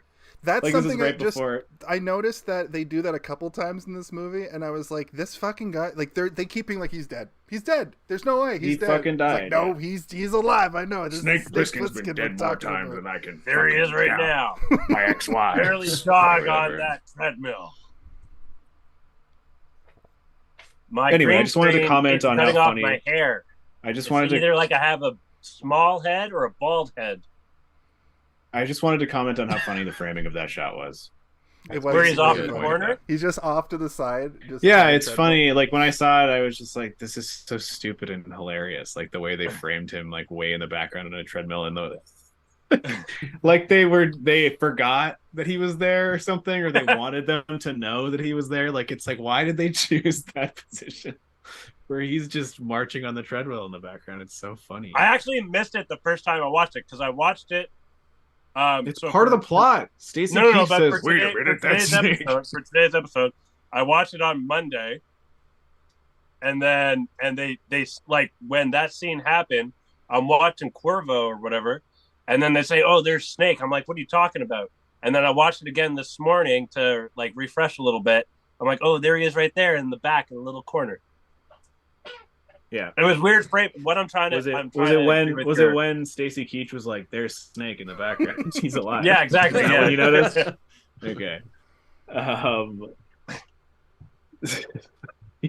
I looked into the stadium they were in because I was like, did they just convert a football stadium into 2 basketball courts for this I think movie? there's only one court. Oh, right. One's a basketball court and the other one's a guy cutting people's heads off with a giant pair of scissors. I One's forgot just about some that. scissor plates. Even though he lost and got shot up, that was the same guy, right? The guy got shot up, and then the guy came and cut his head off. That was the same guy, right? No, those were 2 different people. There was 2 events happening at the same Kaylin, time. no. Like, Steve's right, but I did have that same moment where I was like, how is he still alive after, like, 9 people open fire on him? And then what's the point of that and then cutting his head off? Like, that's a little much. Yeah. It was 2 different I know, That's I know a it little was. much. A little much. Because like the guy who gets shot is completely surrounded by gunmen. Yeah. Which Yeah, means they're 360. shooting at each other. Yeah, the bullets that's would hit true. all the other people, yeah. That's true. It's crazy. Ooh. It's not just If it one was a Mel- side. It's If it just was like, a Mel Brooks movie, all of the shooters would have fallen after that, Yeah. right? And the guy Yeah. would have been fine. And the guy because would they have all been missed like, him. oh. That's how I'm watching Andor, and that's then how Mel you know Brooks it's- would have been the guy in charge going, "Ooh, I'm watching Andor. maybe we just put them on one side next time." I'm watching Andor right now, and it doesn't feel like you're watching Star Wars, but those like cops are so bad at shooting that I'm like, oh yeah, this is Star Wars. Right. Which was explained recently in another Star Wars show where they're like, no, it's like the mass-produced guns have terrible sights on them. That's why everybody's terrible at shooting. It's not them, it's their weaponry. Yes, Kaylin, what are you going to yell about this time? The old Was Escape from New York roughly around an hour and a half? I don't know. Yeah, it's sure. Roughly around an hour and a half. It took 2.5 hours to say the movie title from Escape from New York. 57 minutes and 57 seconds. Movie title shout out, Escape from New York. If anyone Right. got that. Wait, Not wait, me. Wait. Are you saying that They do the movie title shout out for the last movie in this one. movie. Okay, cool. And then just to add on to that a little bit, there's kind of a movie title shout out for this movie in the end credits during the end credits. It's not Escape from LA, but I think it's Escape LA, I think. Okay. No, it was I Love LA. Yeah, I was Randy gonna say, Newman. yeah. No. Escape LA. Yeah, exactly. Yeah. I'm sure he would have came back and done like a version if they gave him enough money. So yeah, what I was in my boot. what I was gonna say was that I looked up the because in the background it said the LA Memorial Coliseum, so I looked up the LA Memorial Coliseum to be like, did they just like make these basketball courts? But apparently, the Memorial Coliseum is a versatile arena that they can just like basically put in temporary courts or fields for whatever sport they want. But that's how sports work. Cool. That's how like basketball courts. That's how that shit works. They just bring in the floors and whatever. I know, not all of them though. Some of them are dedicated football stadiums. Some of them are baseball diamonds, and a football stadium having that versatility is different. No, but you put a thing over the field. Absolutely. And then yeah. But do they have the stuff on hand to do it? Is the question. It's more likely you'll see a like a hockey rink be converted for like a basketball tournament or right. I was looking it up more for comedy because I wanted to be like, why didn't they just go to a basketball court?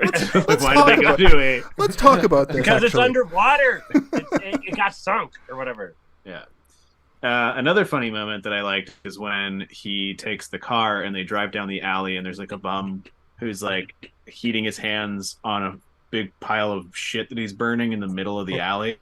And they just drive right over it, and the bum's like, but then there's 15 flaming barrels around him that he could have been warming his hands on. Like he, for some reason, decided to make a separate fire out of all the other barrels of fire around him. Yeah. Which was...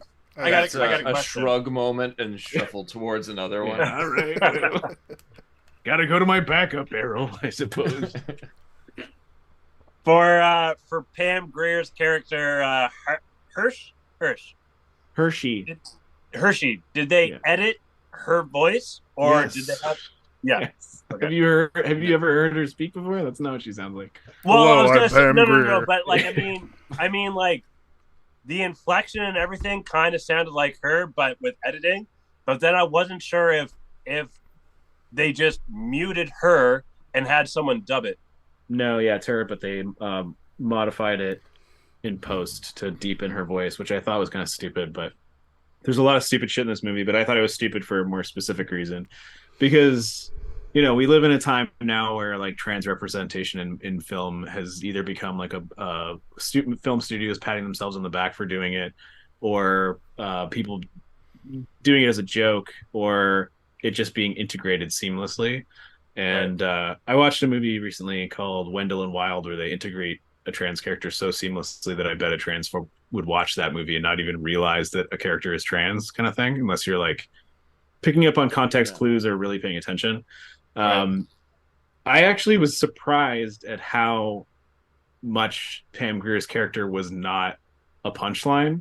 Yeah. It was more she existed and she basically is telling Snake over and over, like, don't fucking call me that anymore. My name's Hershey, which is like, you know, that's kind of the general attitude now of like a trans person. If you call them by their incorrect name, they're going to be upset with you. And if you refuse to call them by their chosen name, then they're going to be upset. But it was like, you know, you would expect this to be played off as something like, oh, wait a minute, you used to be a and now you're a go, fuck. And I heard like, she put a sock in her pants to prep for the role. Yeah, I heard that too.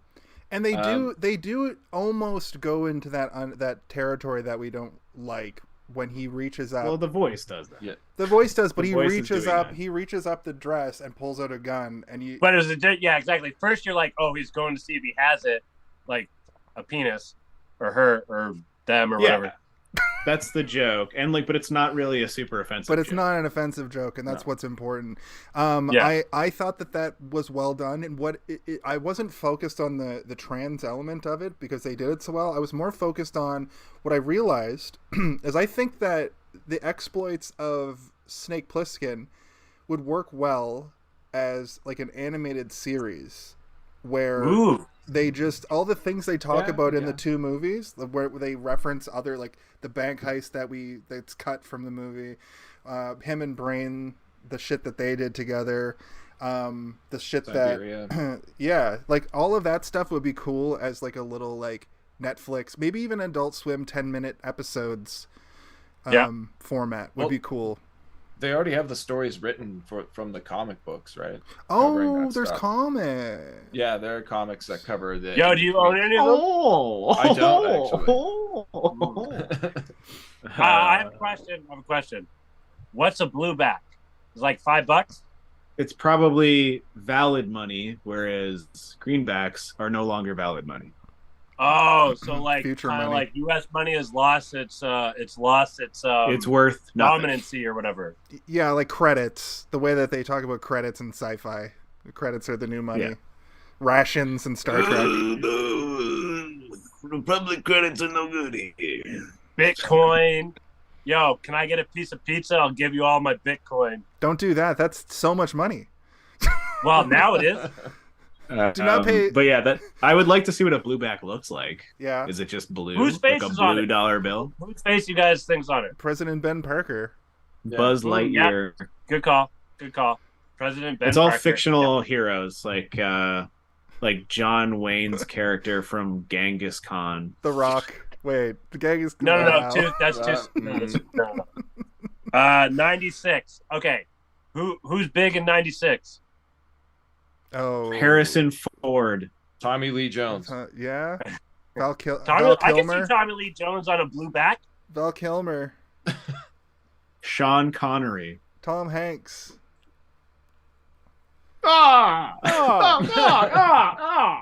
Kirstie Alley. No. No, this movie's way too sexist to have women on money. Also, she sucked. Are there any women on any American money? I don't know that this is a thing. I have a $10 bill that has. Yeah, because you live in. I said Canada. American money. American money. Did you say American money? No, I Americans did. don't like women. They wouldn't even vote Hillary. True. That's true.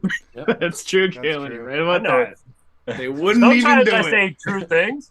Sometimes. They preferred an orange man, an orange doofus. Yep. You Oh, yeah, know, that's- I okay. think that Okay. I've changed my Trump to sound even more frittata, so that's why I'm doing it like that. I see. How did you That was a good feel? edit point. like, that's where I can commercial edit the break whole happens, episode up to that point out, and where then everyone's like gasping for air, like what the fuck. So they cut a deal with Pam Grier and the boys. Hershey. All the stuntmen from Big Trouble in Little China are there. Like so many of them you'll recognize from that movie. Al Yeah, Leong. yeah. Al Leong, who's in every movie, it seems.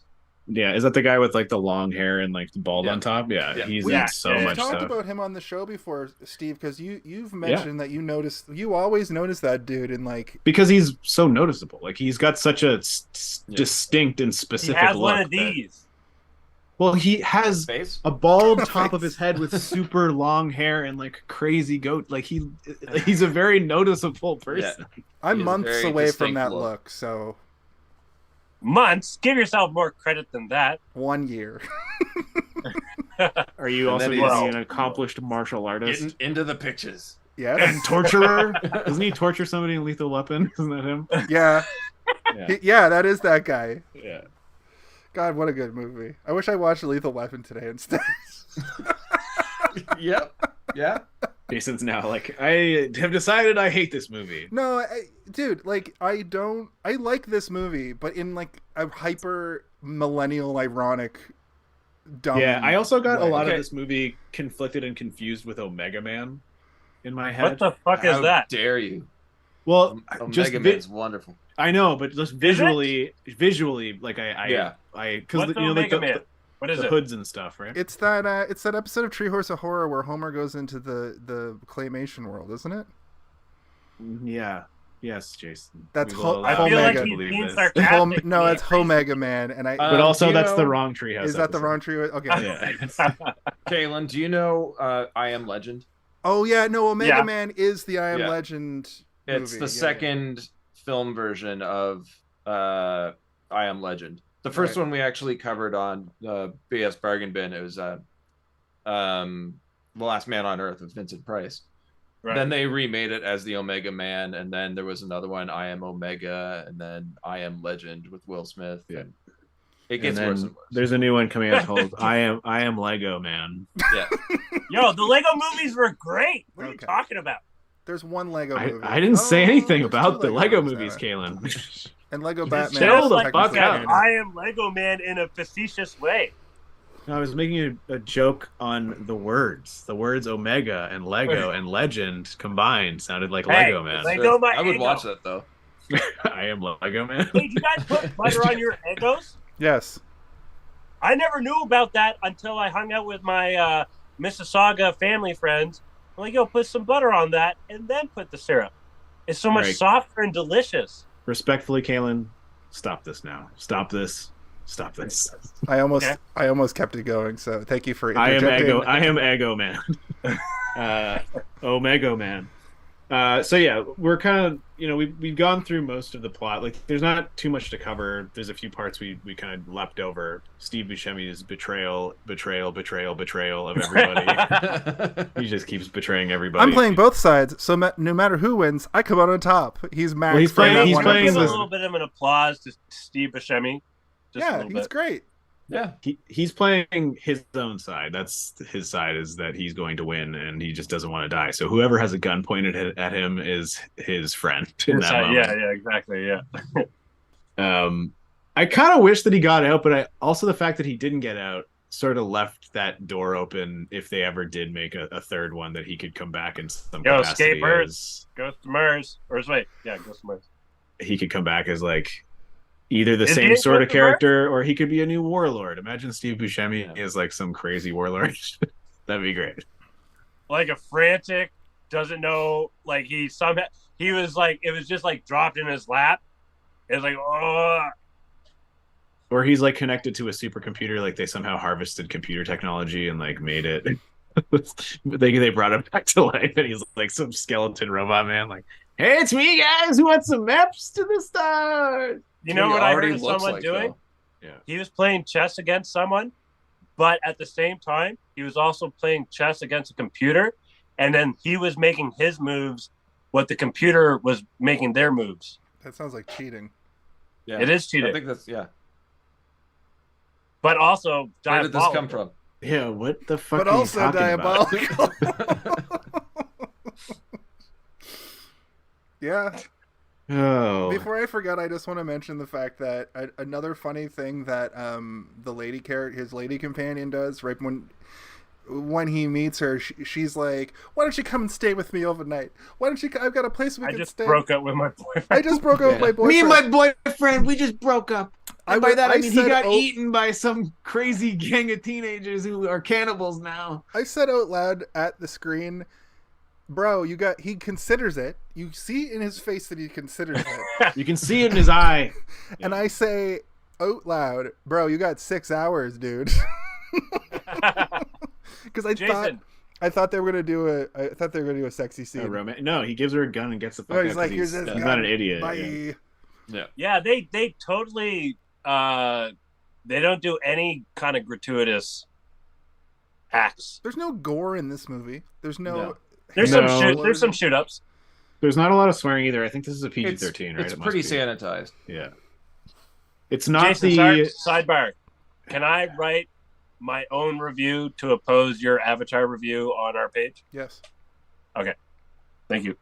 that's a for later conversation. Just FYI. Yeah.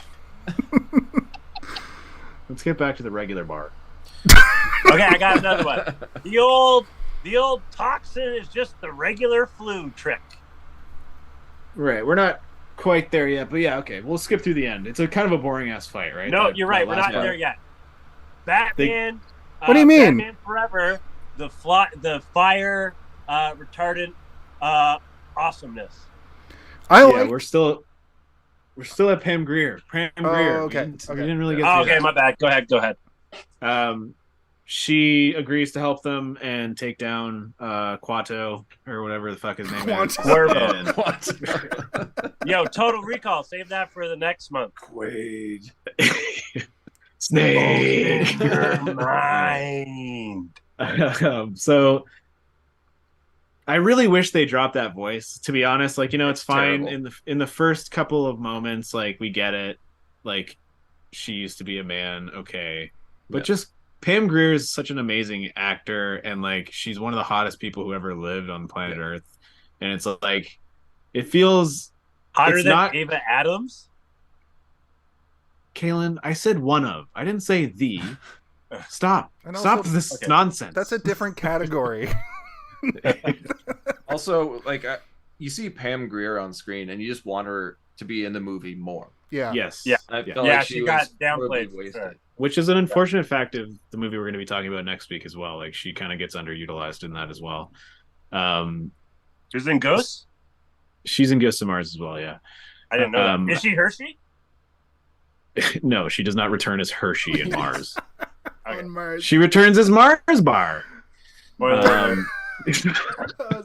That's an underrated joke. That was pretty fucking funny. But you're right. Like, you do want her to be in it more. You wish she was there from the start. It would have been cool if he ran into her gang or something like early on, and she got a little bit more hyped up rather than it just being like the surf guy saying like, "You gotta go check out Hershey. Now let's hang 10, brother," or whatever. And like, Kaylin, what do you want to say? I want to make sure I'm saying this respectfully. God, he's gonna say something offensive. Mute him. When you preface it like that. But for real though. If you are transitioning, does your voice also change? Eventually, and there's also training you can do to what they would say is like feminize your voice. Okay. So you can do voice training to make your voice higher, and it becomes more natural to speak that way. Whereas, or the other way, when you take testosterone, your voice naturally, the octave of your voice will naturally. Does it actually affect the physical aspects or whatever? It does, but again, it also requires literal voice training that you can do exercises to change the way you sound. I mean, we all said, like, in all honesty, the way we talk is kind of voice trained because I have lots of different voices that I can do, and I could probably sustain those voices, and the longer I sustain those voices, the more it becomes a natural voice. Right. Yeah. Like, this is my natural speaking voice like this. No, but I even can also speak like this. Hello, boo, boo, boo, piss on yourself. Even your natural voice is a trained voice because that is based off of, I think it's fair to say, a bit of the upbringing. You know what I mean? Like I can like accents, whatever, blah blah blah, where you live, the. All right, yes, we understand. We get it. Yeah, we know what you're trying to say. Okay. Regionally, dialects, accents, the way you speak, the pitch and tone of your voice. Yeah. All of that stuff is determined by your environment and how you interact with it. Yes. Right. Okay. Just like that. So if you're training your voice to sound more feminine, you will eventually sound more feminine. But also taking testosterone or estrogen will help in like moving the muscles into that direction. Right. Okay. Cool. Does that answer your question? Yeah. Yep. Okay. That's a great thing to talk about during an escape from LA conversation. I can't remember what I was talking about now. I think trans people should have the same rights as non-trans people. Pam Grier, yes, she should be. She is very good. And underutilized. She was underutilized totally. Like what, 5 minutes or something? She was in the movie for like 12 minutes total, max. Yeah. And like she wasn't really doing much. She was just there to be a face, like a known face that was like super popular in the 70s and 80s. And she had kind of started to like fall out, right? And like she had disappeared. and Tarantino brought her back for. Yo, Jackie Brown is awesome. Yes, I was about to say Jackie Brown. And John Carpenter, I believe they met in a strange circumstance, and he decided to like put her in a couple of movies. And I guarantee you, because Ghost of Mars really sucked hard, and then his movie after that also kind of, we're doing it next week. his other movie kind of blew chunks as well. And I feel like if he had continued going and he had the passion and the spark, like him and Pam Grier probably would have worked together for years in the way that he and Kurt Russell did. Is So it's John, kinda is John unfortunate, Carpenter's pseudonym Wes Craven? What? They're two different people. What do you mean? Those are two different people. Was that a joke only you get? Because there's some context that you are missing. We can't hear the inside of your mind. That's the problem with you making a joke like that. Ah, damn it! All right, I fumbled. Okay. Just 1 week in a row, maybe. 1 week in a row. One in a row. One in a row, please. 2 in a row. So thank you, Ben. It's a good thing I'm learning editing.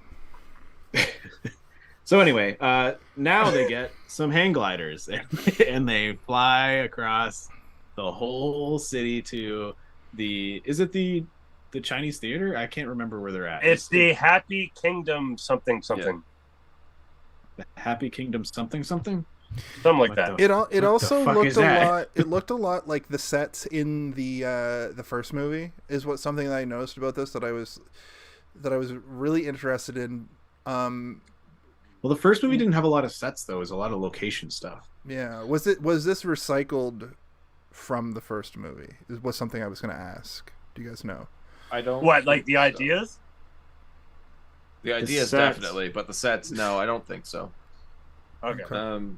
I had a major problem with those hang gliders though. They looked absolutely awful. It looked like they recycled the bat cape when he goes like that from. Yeah. Oh, I was gonna say it looks like they recycled the tablecloths for the craft services after each day of shooting. Starch them and slowly lower them by crane. Yeah. No, when they first get them, it's fine. It's when they jump or whatever, and then they're flying, it's trash. Well, they're also like tiny, right? Like they don't look like they would properly support a human being's weight. Isn't that how big a hang glider is? No, they're much bigger No, than that. they're way bigger than that. Yeah. Really? Oh yeah. Okay. Yeah. My bad. Yeah, do you guys want to go hang gliding? No. Okay. It's my worst nightmare. Hey, do you guys want to get like a bunch of like garbage bags and like tape them to your wrists and ankles and Homemade squirrel suit? Yeah. yeah. Okay. I'm Squirrel Man. Death. I told you at the beginning of the episode, I'm going to be the sloppy one today. How about nobody's the sloppy one Yeah. ever? How about nobody's the sloppy one ever, especially when we have a guest on the show? Especially. How about Ben, my we stop apologies. doing this to Jason every week? Jason, I'm sorry for pissing you off. I'm not pissed. I'm fine. Jason, I'm sorry for frustrating you. Keep apologizing, and I'm canceling your subscription to my friendship. You don't want me to apologize to you, is what you're saying. Oh my God. Stop. You want me to stop talking? I hate this Yes, Dumb and Dumber yes, sequel that I've just become a part of.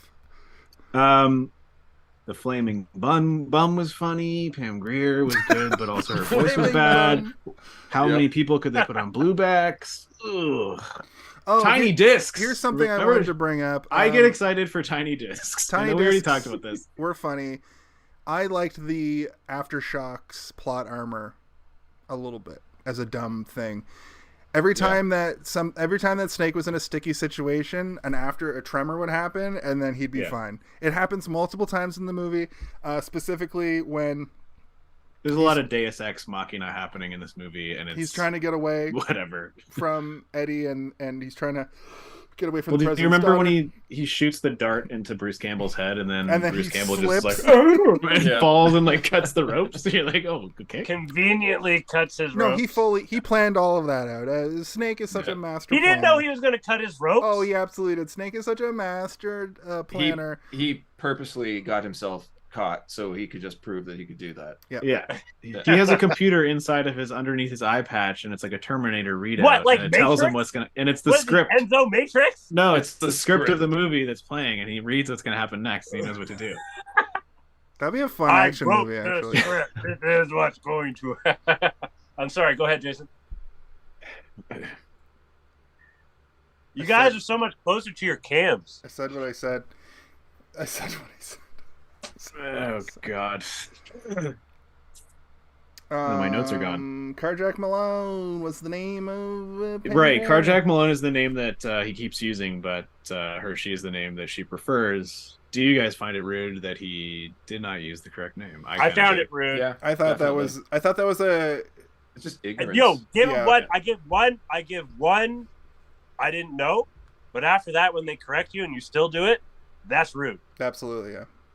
Yeah, Well, he I was seems kind to of defy hoping. everything. Yeah, I was kind of hoping that like when the helicopter was like in trouble and like going down, he was gonna be like Hershey, do the thing or whatever. But he still says Carjack, and I was like, "Fuck you, man! Stop being a boomer." So they No, well, Being a that fucking just, boomer. that's also kind of true to character. Like, so the thing with, okay, I might get a bunch of haters for this shit, Oh no, he's gonna but say we something are offensive. watching Mute him. movies, and we're watching characters, right? And some characters have shitty sides to them, and I think it's more appropriate to show the shitty side of a character than to Show growth White as a wa- character to make you like the character more. You know, as much Right. as it pains me, I kind of see where Kalen's coming from in this one because I don't think Snake. I think Snake would actually think it's funnier to just keep dead naming his old friend than to say Be appropriate? like say Hershey to her. Does that make sense? I think it's a makes character sense. trait of Snake. But he's not evil, guys. He's not evil. No. He's not. He doesn't have to be evil though. It's not a matter of evil. He's ignorant. He's dumb. Yeah. He's a stupid, dumb, fucking '80s guy. Okay. Yeah. And I feel like an Jack Burton anti-hero would've- for sure. I feel like Jack Burton would have said Hershey. That's all I'm gonna say. Jack Burton would have called her Hershey. I Who the understand what you're fuck is saying. Jack Burton? No offense. Big Trouble. Oh, Big Trouble in Little China. that's a totally different movie. I know, but it's the same director and same actor, and I was just making a joke. It was a joke. It Let's was a funny joke I talk was about the making. ending. Hee-hee. Yeah. I was Okay. playing along with the joke. Because I'm So- getting No. mad. Before we get to the ending, or actually, this is part of the ending. Trick him with the old hologram trick they tricked you with. Yes, that happens after he sticks the little doomsday device into her pocket and the helicopter crashes, seemingly blowing him the fuck up. No, But- he limps away from that explosion. Yeah, he's in a bush barely an somewhere inconvenience. bleeding to death, but he cleans himself up enough to hollow project himself. What's So, what's the cool. radius on the hologram again? Like It was 20. like 120 meters or some shit. It was like some very specific D&D fact. Like Yeah. you can cast minor illusion from 100 feet away. Yeah. I wish they came up And I with think you only an can do original it for 8 ending. minutes. Is it 8 minutes? 8 Kalen, minutes? Ben is talking. Oh, sorry. No, I'm just saying I wish they came up with an original ending. Yeah. Yeah. How do you go on? Give us I your don't ending. know what it would have been. It's just we've already seen this before. That's true. That's true. Yeah. The exact same thing. This is a What are we kind of a doing? carbon copy of NY. Like, let's not lie. Let's not jerk ourselves off. And you This is can get basically away a with carbon that. copy of NY, but with a little more flash, right? Yeah. You can get away with doing that as long as you leave the audience on a high note. Right. Yeah. Not welcome to the human race. And we're all like, Yeah. what the fuck does that mean? Are you saying that we're in a race now? Like an actual foot race? Okay, Ben, putting you on the spot. Write the ending right now. No. It's not his job. He was not one of the 3 writers in the writer's room. Yeah, this movie exists already. Here's my ending. Here's my ending to this movie. It's the same ending because this ending is the most insane, like nod to the camera, nod to the camera, nod to the camera, like ending I've ever seen in a movie.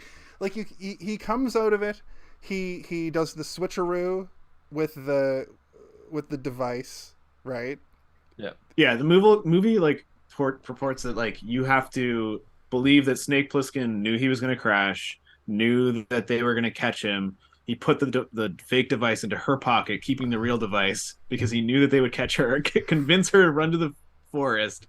She gets caught. They take the device from her so that he can dramatically be like, all right, let's smoke some cigarettes and erase all electricity on planet Earth. And it's a little bit too much, you're just like, all right, he could have just like killed everyone. Do you think he could have shot the company, president in the head and them? the movie ended or whatever. It was a very hard comedy way to approach those twists. And I think in the writer's room, even, they were probably like, we're going to make them laugh. And then somebody was probably like, this isn't a comedy, though. And somebody else was, John Carpenter was like, ha ha. Yeah, I guarantee Carpenter thought that he was being pretty funny with what he was doing, whether it was intentionally so for the audience, but he knew exactly. What's it called? Facetious. I think he might have been facetious. Yeah, that's yeah. Doesn't facetious mean that you know better? Like you're mocking, still acting like a fucking asshole. I think John Carpenter might have gotten halfway through this thing and been like, I don't really want to make a sequel. He doesn't even do sequels. Yeah. Like, I don't even really want to make this thing, and Kurt Russell's like, yeah, man, I'm going to do the action shit some more. Yeah. And the other person I'm not familiar with. Deborah Hill? Yeah, Deborah Hill. She's the producer for a lot of his movies, and I believe they were a writing partner. I believe they were actually married for a while, too. I was going to say, I thought they had a romantic connection for a second. Yeah, there's also some, like, if you do some Carpenter deep dive into, like, his inner circle, there's two people that leave his inner circle at the same time. And it's, like, I think is not a cinematographer, but, like, one of his... It's somebody that's, like, integral to the inner circle of movie production. One of his producers, maybe. And she and he leave at the same time. And I'm like, uh-oh. Was there trouble in paradise? Give me a Trouble in Little China. A biodoc or a biopic. I want to see some stories. What do you say we do some final thoughts? Yeah, I think we're actually before we do final thoughts. I wanted to say this earlier. The old drive between two motorcycles and then drive off real fast and they shoot each other trick. Yeah. Right. Yep. That did happen. Yeah, that one's actually kind of. That's that's actually pretty tropey. Ben, come back to us. All right, I'm gonna go in a different order than we started with in terms of our final thoughts. Kaylin, you go first. I will go first. I'm going to keep it short and sweet. I will say that I found this movie more fun than NY, New York. And I said it earlier, it did the things that we complained about in New York, this movie did, but the things that we liked about New York, it didn't do. But it was a fun watch. It hit the ground running with no stops. And for me, I found it more palatable, I think is the word to use. I would say it's a buy. And so if you're going to buy this, you might as well buy NY. And I give it a cool ass leather duster. Okay. I don't know if this is going to keep working or going to keep failing this camera. Well, why don't we let you go next then, just in case. Right. So, final thoughts on this. I hate it. I just straight up hate this movie. I love John Carpenter. I love Kurt Russell. I love Pam Grier, Steve Buscemi. Everybody that's in the movie, I really enjoy. This movie is a disaster. I don't think it's written well. I don't think it's particularly filmed well. Some of the characters are quite good. Like I said, we get a lot more time with bigger characters that do carry the story a lot. It moves at a better pace than New York, but it is so much worse than New York. I forget what I think I gave New York 6 out of 10. Yeah. This is a high 3. Oh my god. Nice. Rough, but fair. 1.5 out of 5. All right, Jason. Oh my Hit god! us with your final thoughts, brother. Goddamn, dude. I'm basically the opposite of Ben because listen to what I wrote upon finishing this film. That's right, film. Oh no, there was a car chase and explosion. Yeah, a car chase into an explosion, which is like high concept to me. This is not a film. Movie. Okay, I calling know. this a film? It's a joke. I made a joke. There. Okay, my bad. Honestly, I liked this movie way more than the first. It is still wacky and dumb, but it leans into that way harder. I love that he has little snake tropes, so you like get a laugh here and there from those particularly. And let's be real, it's the same movie. Just amped up. It kind of reminded me of Crank 1 and Crank 2 in that respect. I talked about that earlier, as well as like the way that Evil Dead 1 and Evil Dead 2 are essentially like a movie and then like a redo, not necessarily a reboot or a remake, just sort of a redo. But it also has differences, and the first feels like an indie flick to this being a blockbuster, like as far as how they're made. That doesn't. I'm going to interject into this writing. Like an indie blockbuster. Well, I'm talking now, so I'm going to interject into this and say that like that is unfortunately the reality, even though I didn't like the first because of its pacing, and I like this one better because of how like ironically I could get down with it. Much like Ninja Turtles 1 and 2, how it's like a complete 180 of a production. John Carpenter was able to really go all out in this one and finally prove to me that he can do a one genre movie. Some of the special effects were super dated, but I can see the innovation. After talking about it, like I don't agree with that anymore. That's why it's fun to write your thoughts right after the movie's done. It basically had the 80s movie vibe, and I can see at the time people heralding it for being like a return to the classic formula. There might have been, I do suspect that in 1996 people were like, when do we get an 80s action movie again? The music is awesome, of course. It wasn't as good as the first one, but like the intro music I thought was really good. And some of the like, John Carpenter. It's the same song from the first one. Yeah. Okay. That's why I liked it so much. Yeah, you're like, this sounds familiar. Oh, no. I know what I meant by this. The music that's real music in this is cool. Like they use like grungy. There's like a Tool song in it at one point. The end credits is White Zombie. Yo, Rob Zombie. It's White Zombie. Yeah.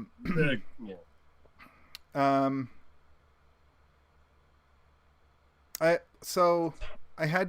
like it slightly better than last week, than Escape from New York, but only in so much that I give it last week was a 3 out of 5. I give this a 3.3 out of 5.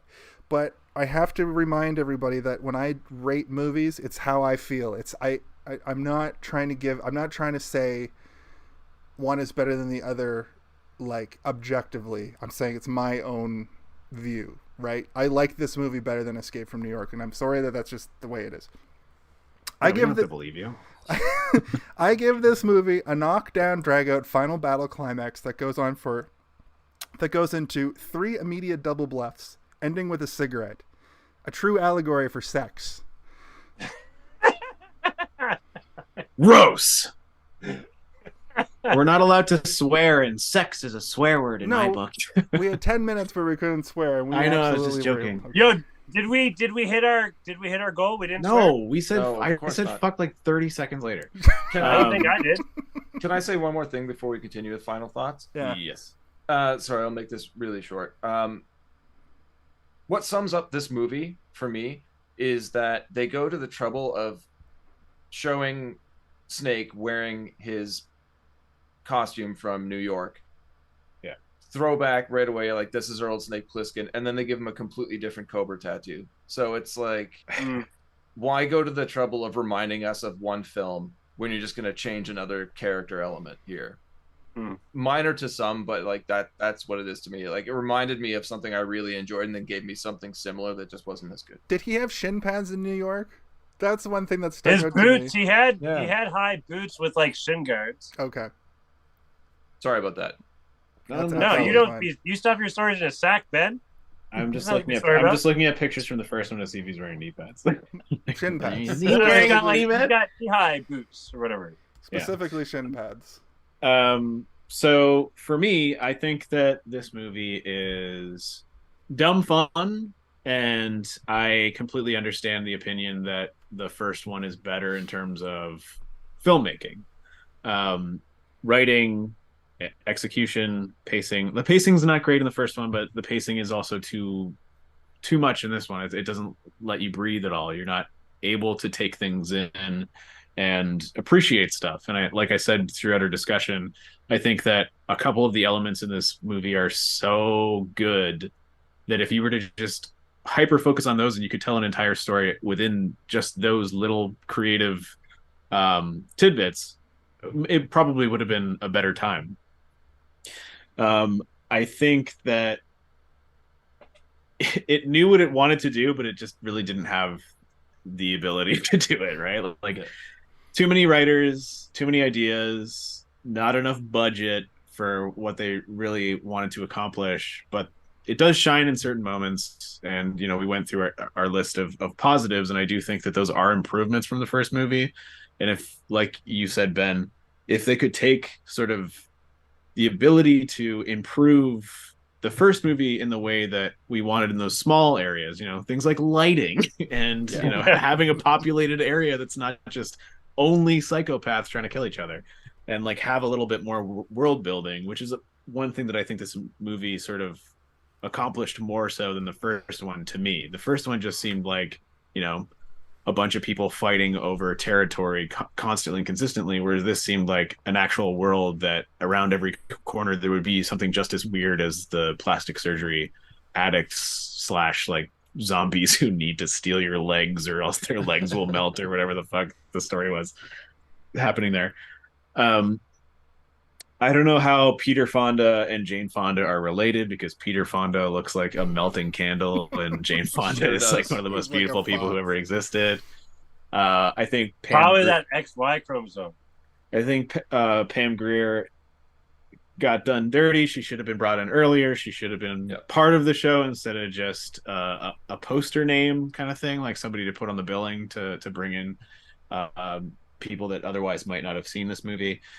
I think that, like you were saying, the trickery at the beginning where he's wearing the same uniform, you think you're going to get the same thing, and then it's like, no, you're going to get the same thing, but this time it's covered in shiny leather. And I'm like, I don't want the shiny leather, though. I kind of liked it when it didn't have that. I know this movie also really received a polarized reaction from critics when it was released as well. There were people who loved it, people who hated it. I assume the people who loved it had never seen the first one, and the people who hated it were probably hoping for something different. But at the end of the day, I did enjoy it, but I don't think it's good. It's one of those movies where you understand that you're watching a bad movie while you're watching it, but there's enough in there to keep you watching. You're like, this is wacky. I want to see what the next wacky thing is that is going to be shown to me. So I think my rating for this movie is hot dude in a leather fire retardant outfit with an eye patch, but the eye patch is on the wrong eye. He's covering his seeing eye, and all he's got to see with is an empty eye socket. And he's, how do I get out of here? Where's the black box? I would have liked a little like moment where he shows us what it looks like, because that's always funny. Ooh, that would have been nice. It's just a normal eye, and he's like, I just wear this so people are scared of me. Cool. I can actually see through this perfectly. Yeah. All right. So that's my rating. We got through it almost. So yeah, I enjoyed talking about this movie, and I really do. There is a part of me that would love to see a third one, even though I know it'll never happen. It'll never happen in the way that any of us. Next week, yo. I don't know if you heard what I just said properly, but what I am going to say next week is kind of like the third one. No, Kurt Russell's not in it. There's no eye patches. No, I think they're on Mars. Kinda. Anyway, Ben, I just wanted to say thank you again for coming by for 2 episodes. It's been a pleasure. Thanks for putting up with us. You are welcome. You are welcome here anytime. And if you feel so inclined, you can come talk about Ghosts of Mars with us next week. One of my favorite Yes. movies. I'm sure it's not Yo, based please on your come face. back. Please come back next week. I don't want to cut into your Wednesday night Dynamite time because that's what I'm going to do immediately following this. What's Dynamite? I work in the wrestling. morning. Oh fuck! Well, It's like 12:30 here. yeah. Thanks. Oh God. Thanks for going out of your way to do that. I do appreciate you coming on 2 weeks in a row. You're the first guest who actually appears twice. So Wonderful. Kudos to that. You are a fan. You are a friend of the show. I hope to have you back many times. I like talking about movies with you. So just as a little plug here at the end, at midnight tonight, and I'm sure Psychroat is going to say it in the chat, but at midnight, my episode that I recorded last night talking about Stay Tuned of the BS Bargain Bin podcast will go up. If you're watching this in 40 years from now, that episode is come and gone. Both of our podcasts, there's only our 2 podcasts left warring. There's 2 warring factions. The only two that mattered. The only 2 that matter. Yeah. LA and New York. They're based out of those 2 cities. We did talk about Stay Tuned, which we have done on this show. I think that our conversation about Stay Tuned was different, and I would recommend any listener or viewer to go watch both back to back and just get fucking 3.5 hours of Jason talking about Stay Tuned. Yeah, so Steve, why don't you ask the question that's on everybody's mind? I have one question and one question only. Whoa, before you ask the question. God. Yes. See, the joke is Steve always forgets which comes first, so I thought I'd throw a little curveball there. You curved him. We curved him. Tell the viewers about the people. Oh yeah. So I just wanted to say I can't see you. Oh, hey, it's me, Steve. I can see And, Kaylin. That's a you problem. It's For for Jason, for Kaylin, for Ben, I'm Steven. And for Kaylin, and for Steve, and for Ben, I am Jason. And for Ben, and for Steven, and Jason, I'm Kellen. I'm not doing this. Good. Okay. I don't like doing it either. I hate doing it. Hey. So let me ask you this. Hey, did you see this one? Hey, did you see this one? Hey, did you see this one? Hey, see this one over here? These fucking guys. These fucking guys. Hey. Whoa. Oh, thanks. Thanks for doing that part at least. Just need my surfboard. You know what the weirdest part is that guy had 2 surfboards? Like, why the fuck did he have 2 surfboards there? He's one man. He doesn't need 2 of them. He's a friendly surfer. He's like, I always carry a spare. Yo, I would. You know, it'd be really funny if they were surfing on the same surfer.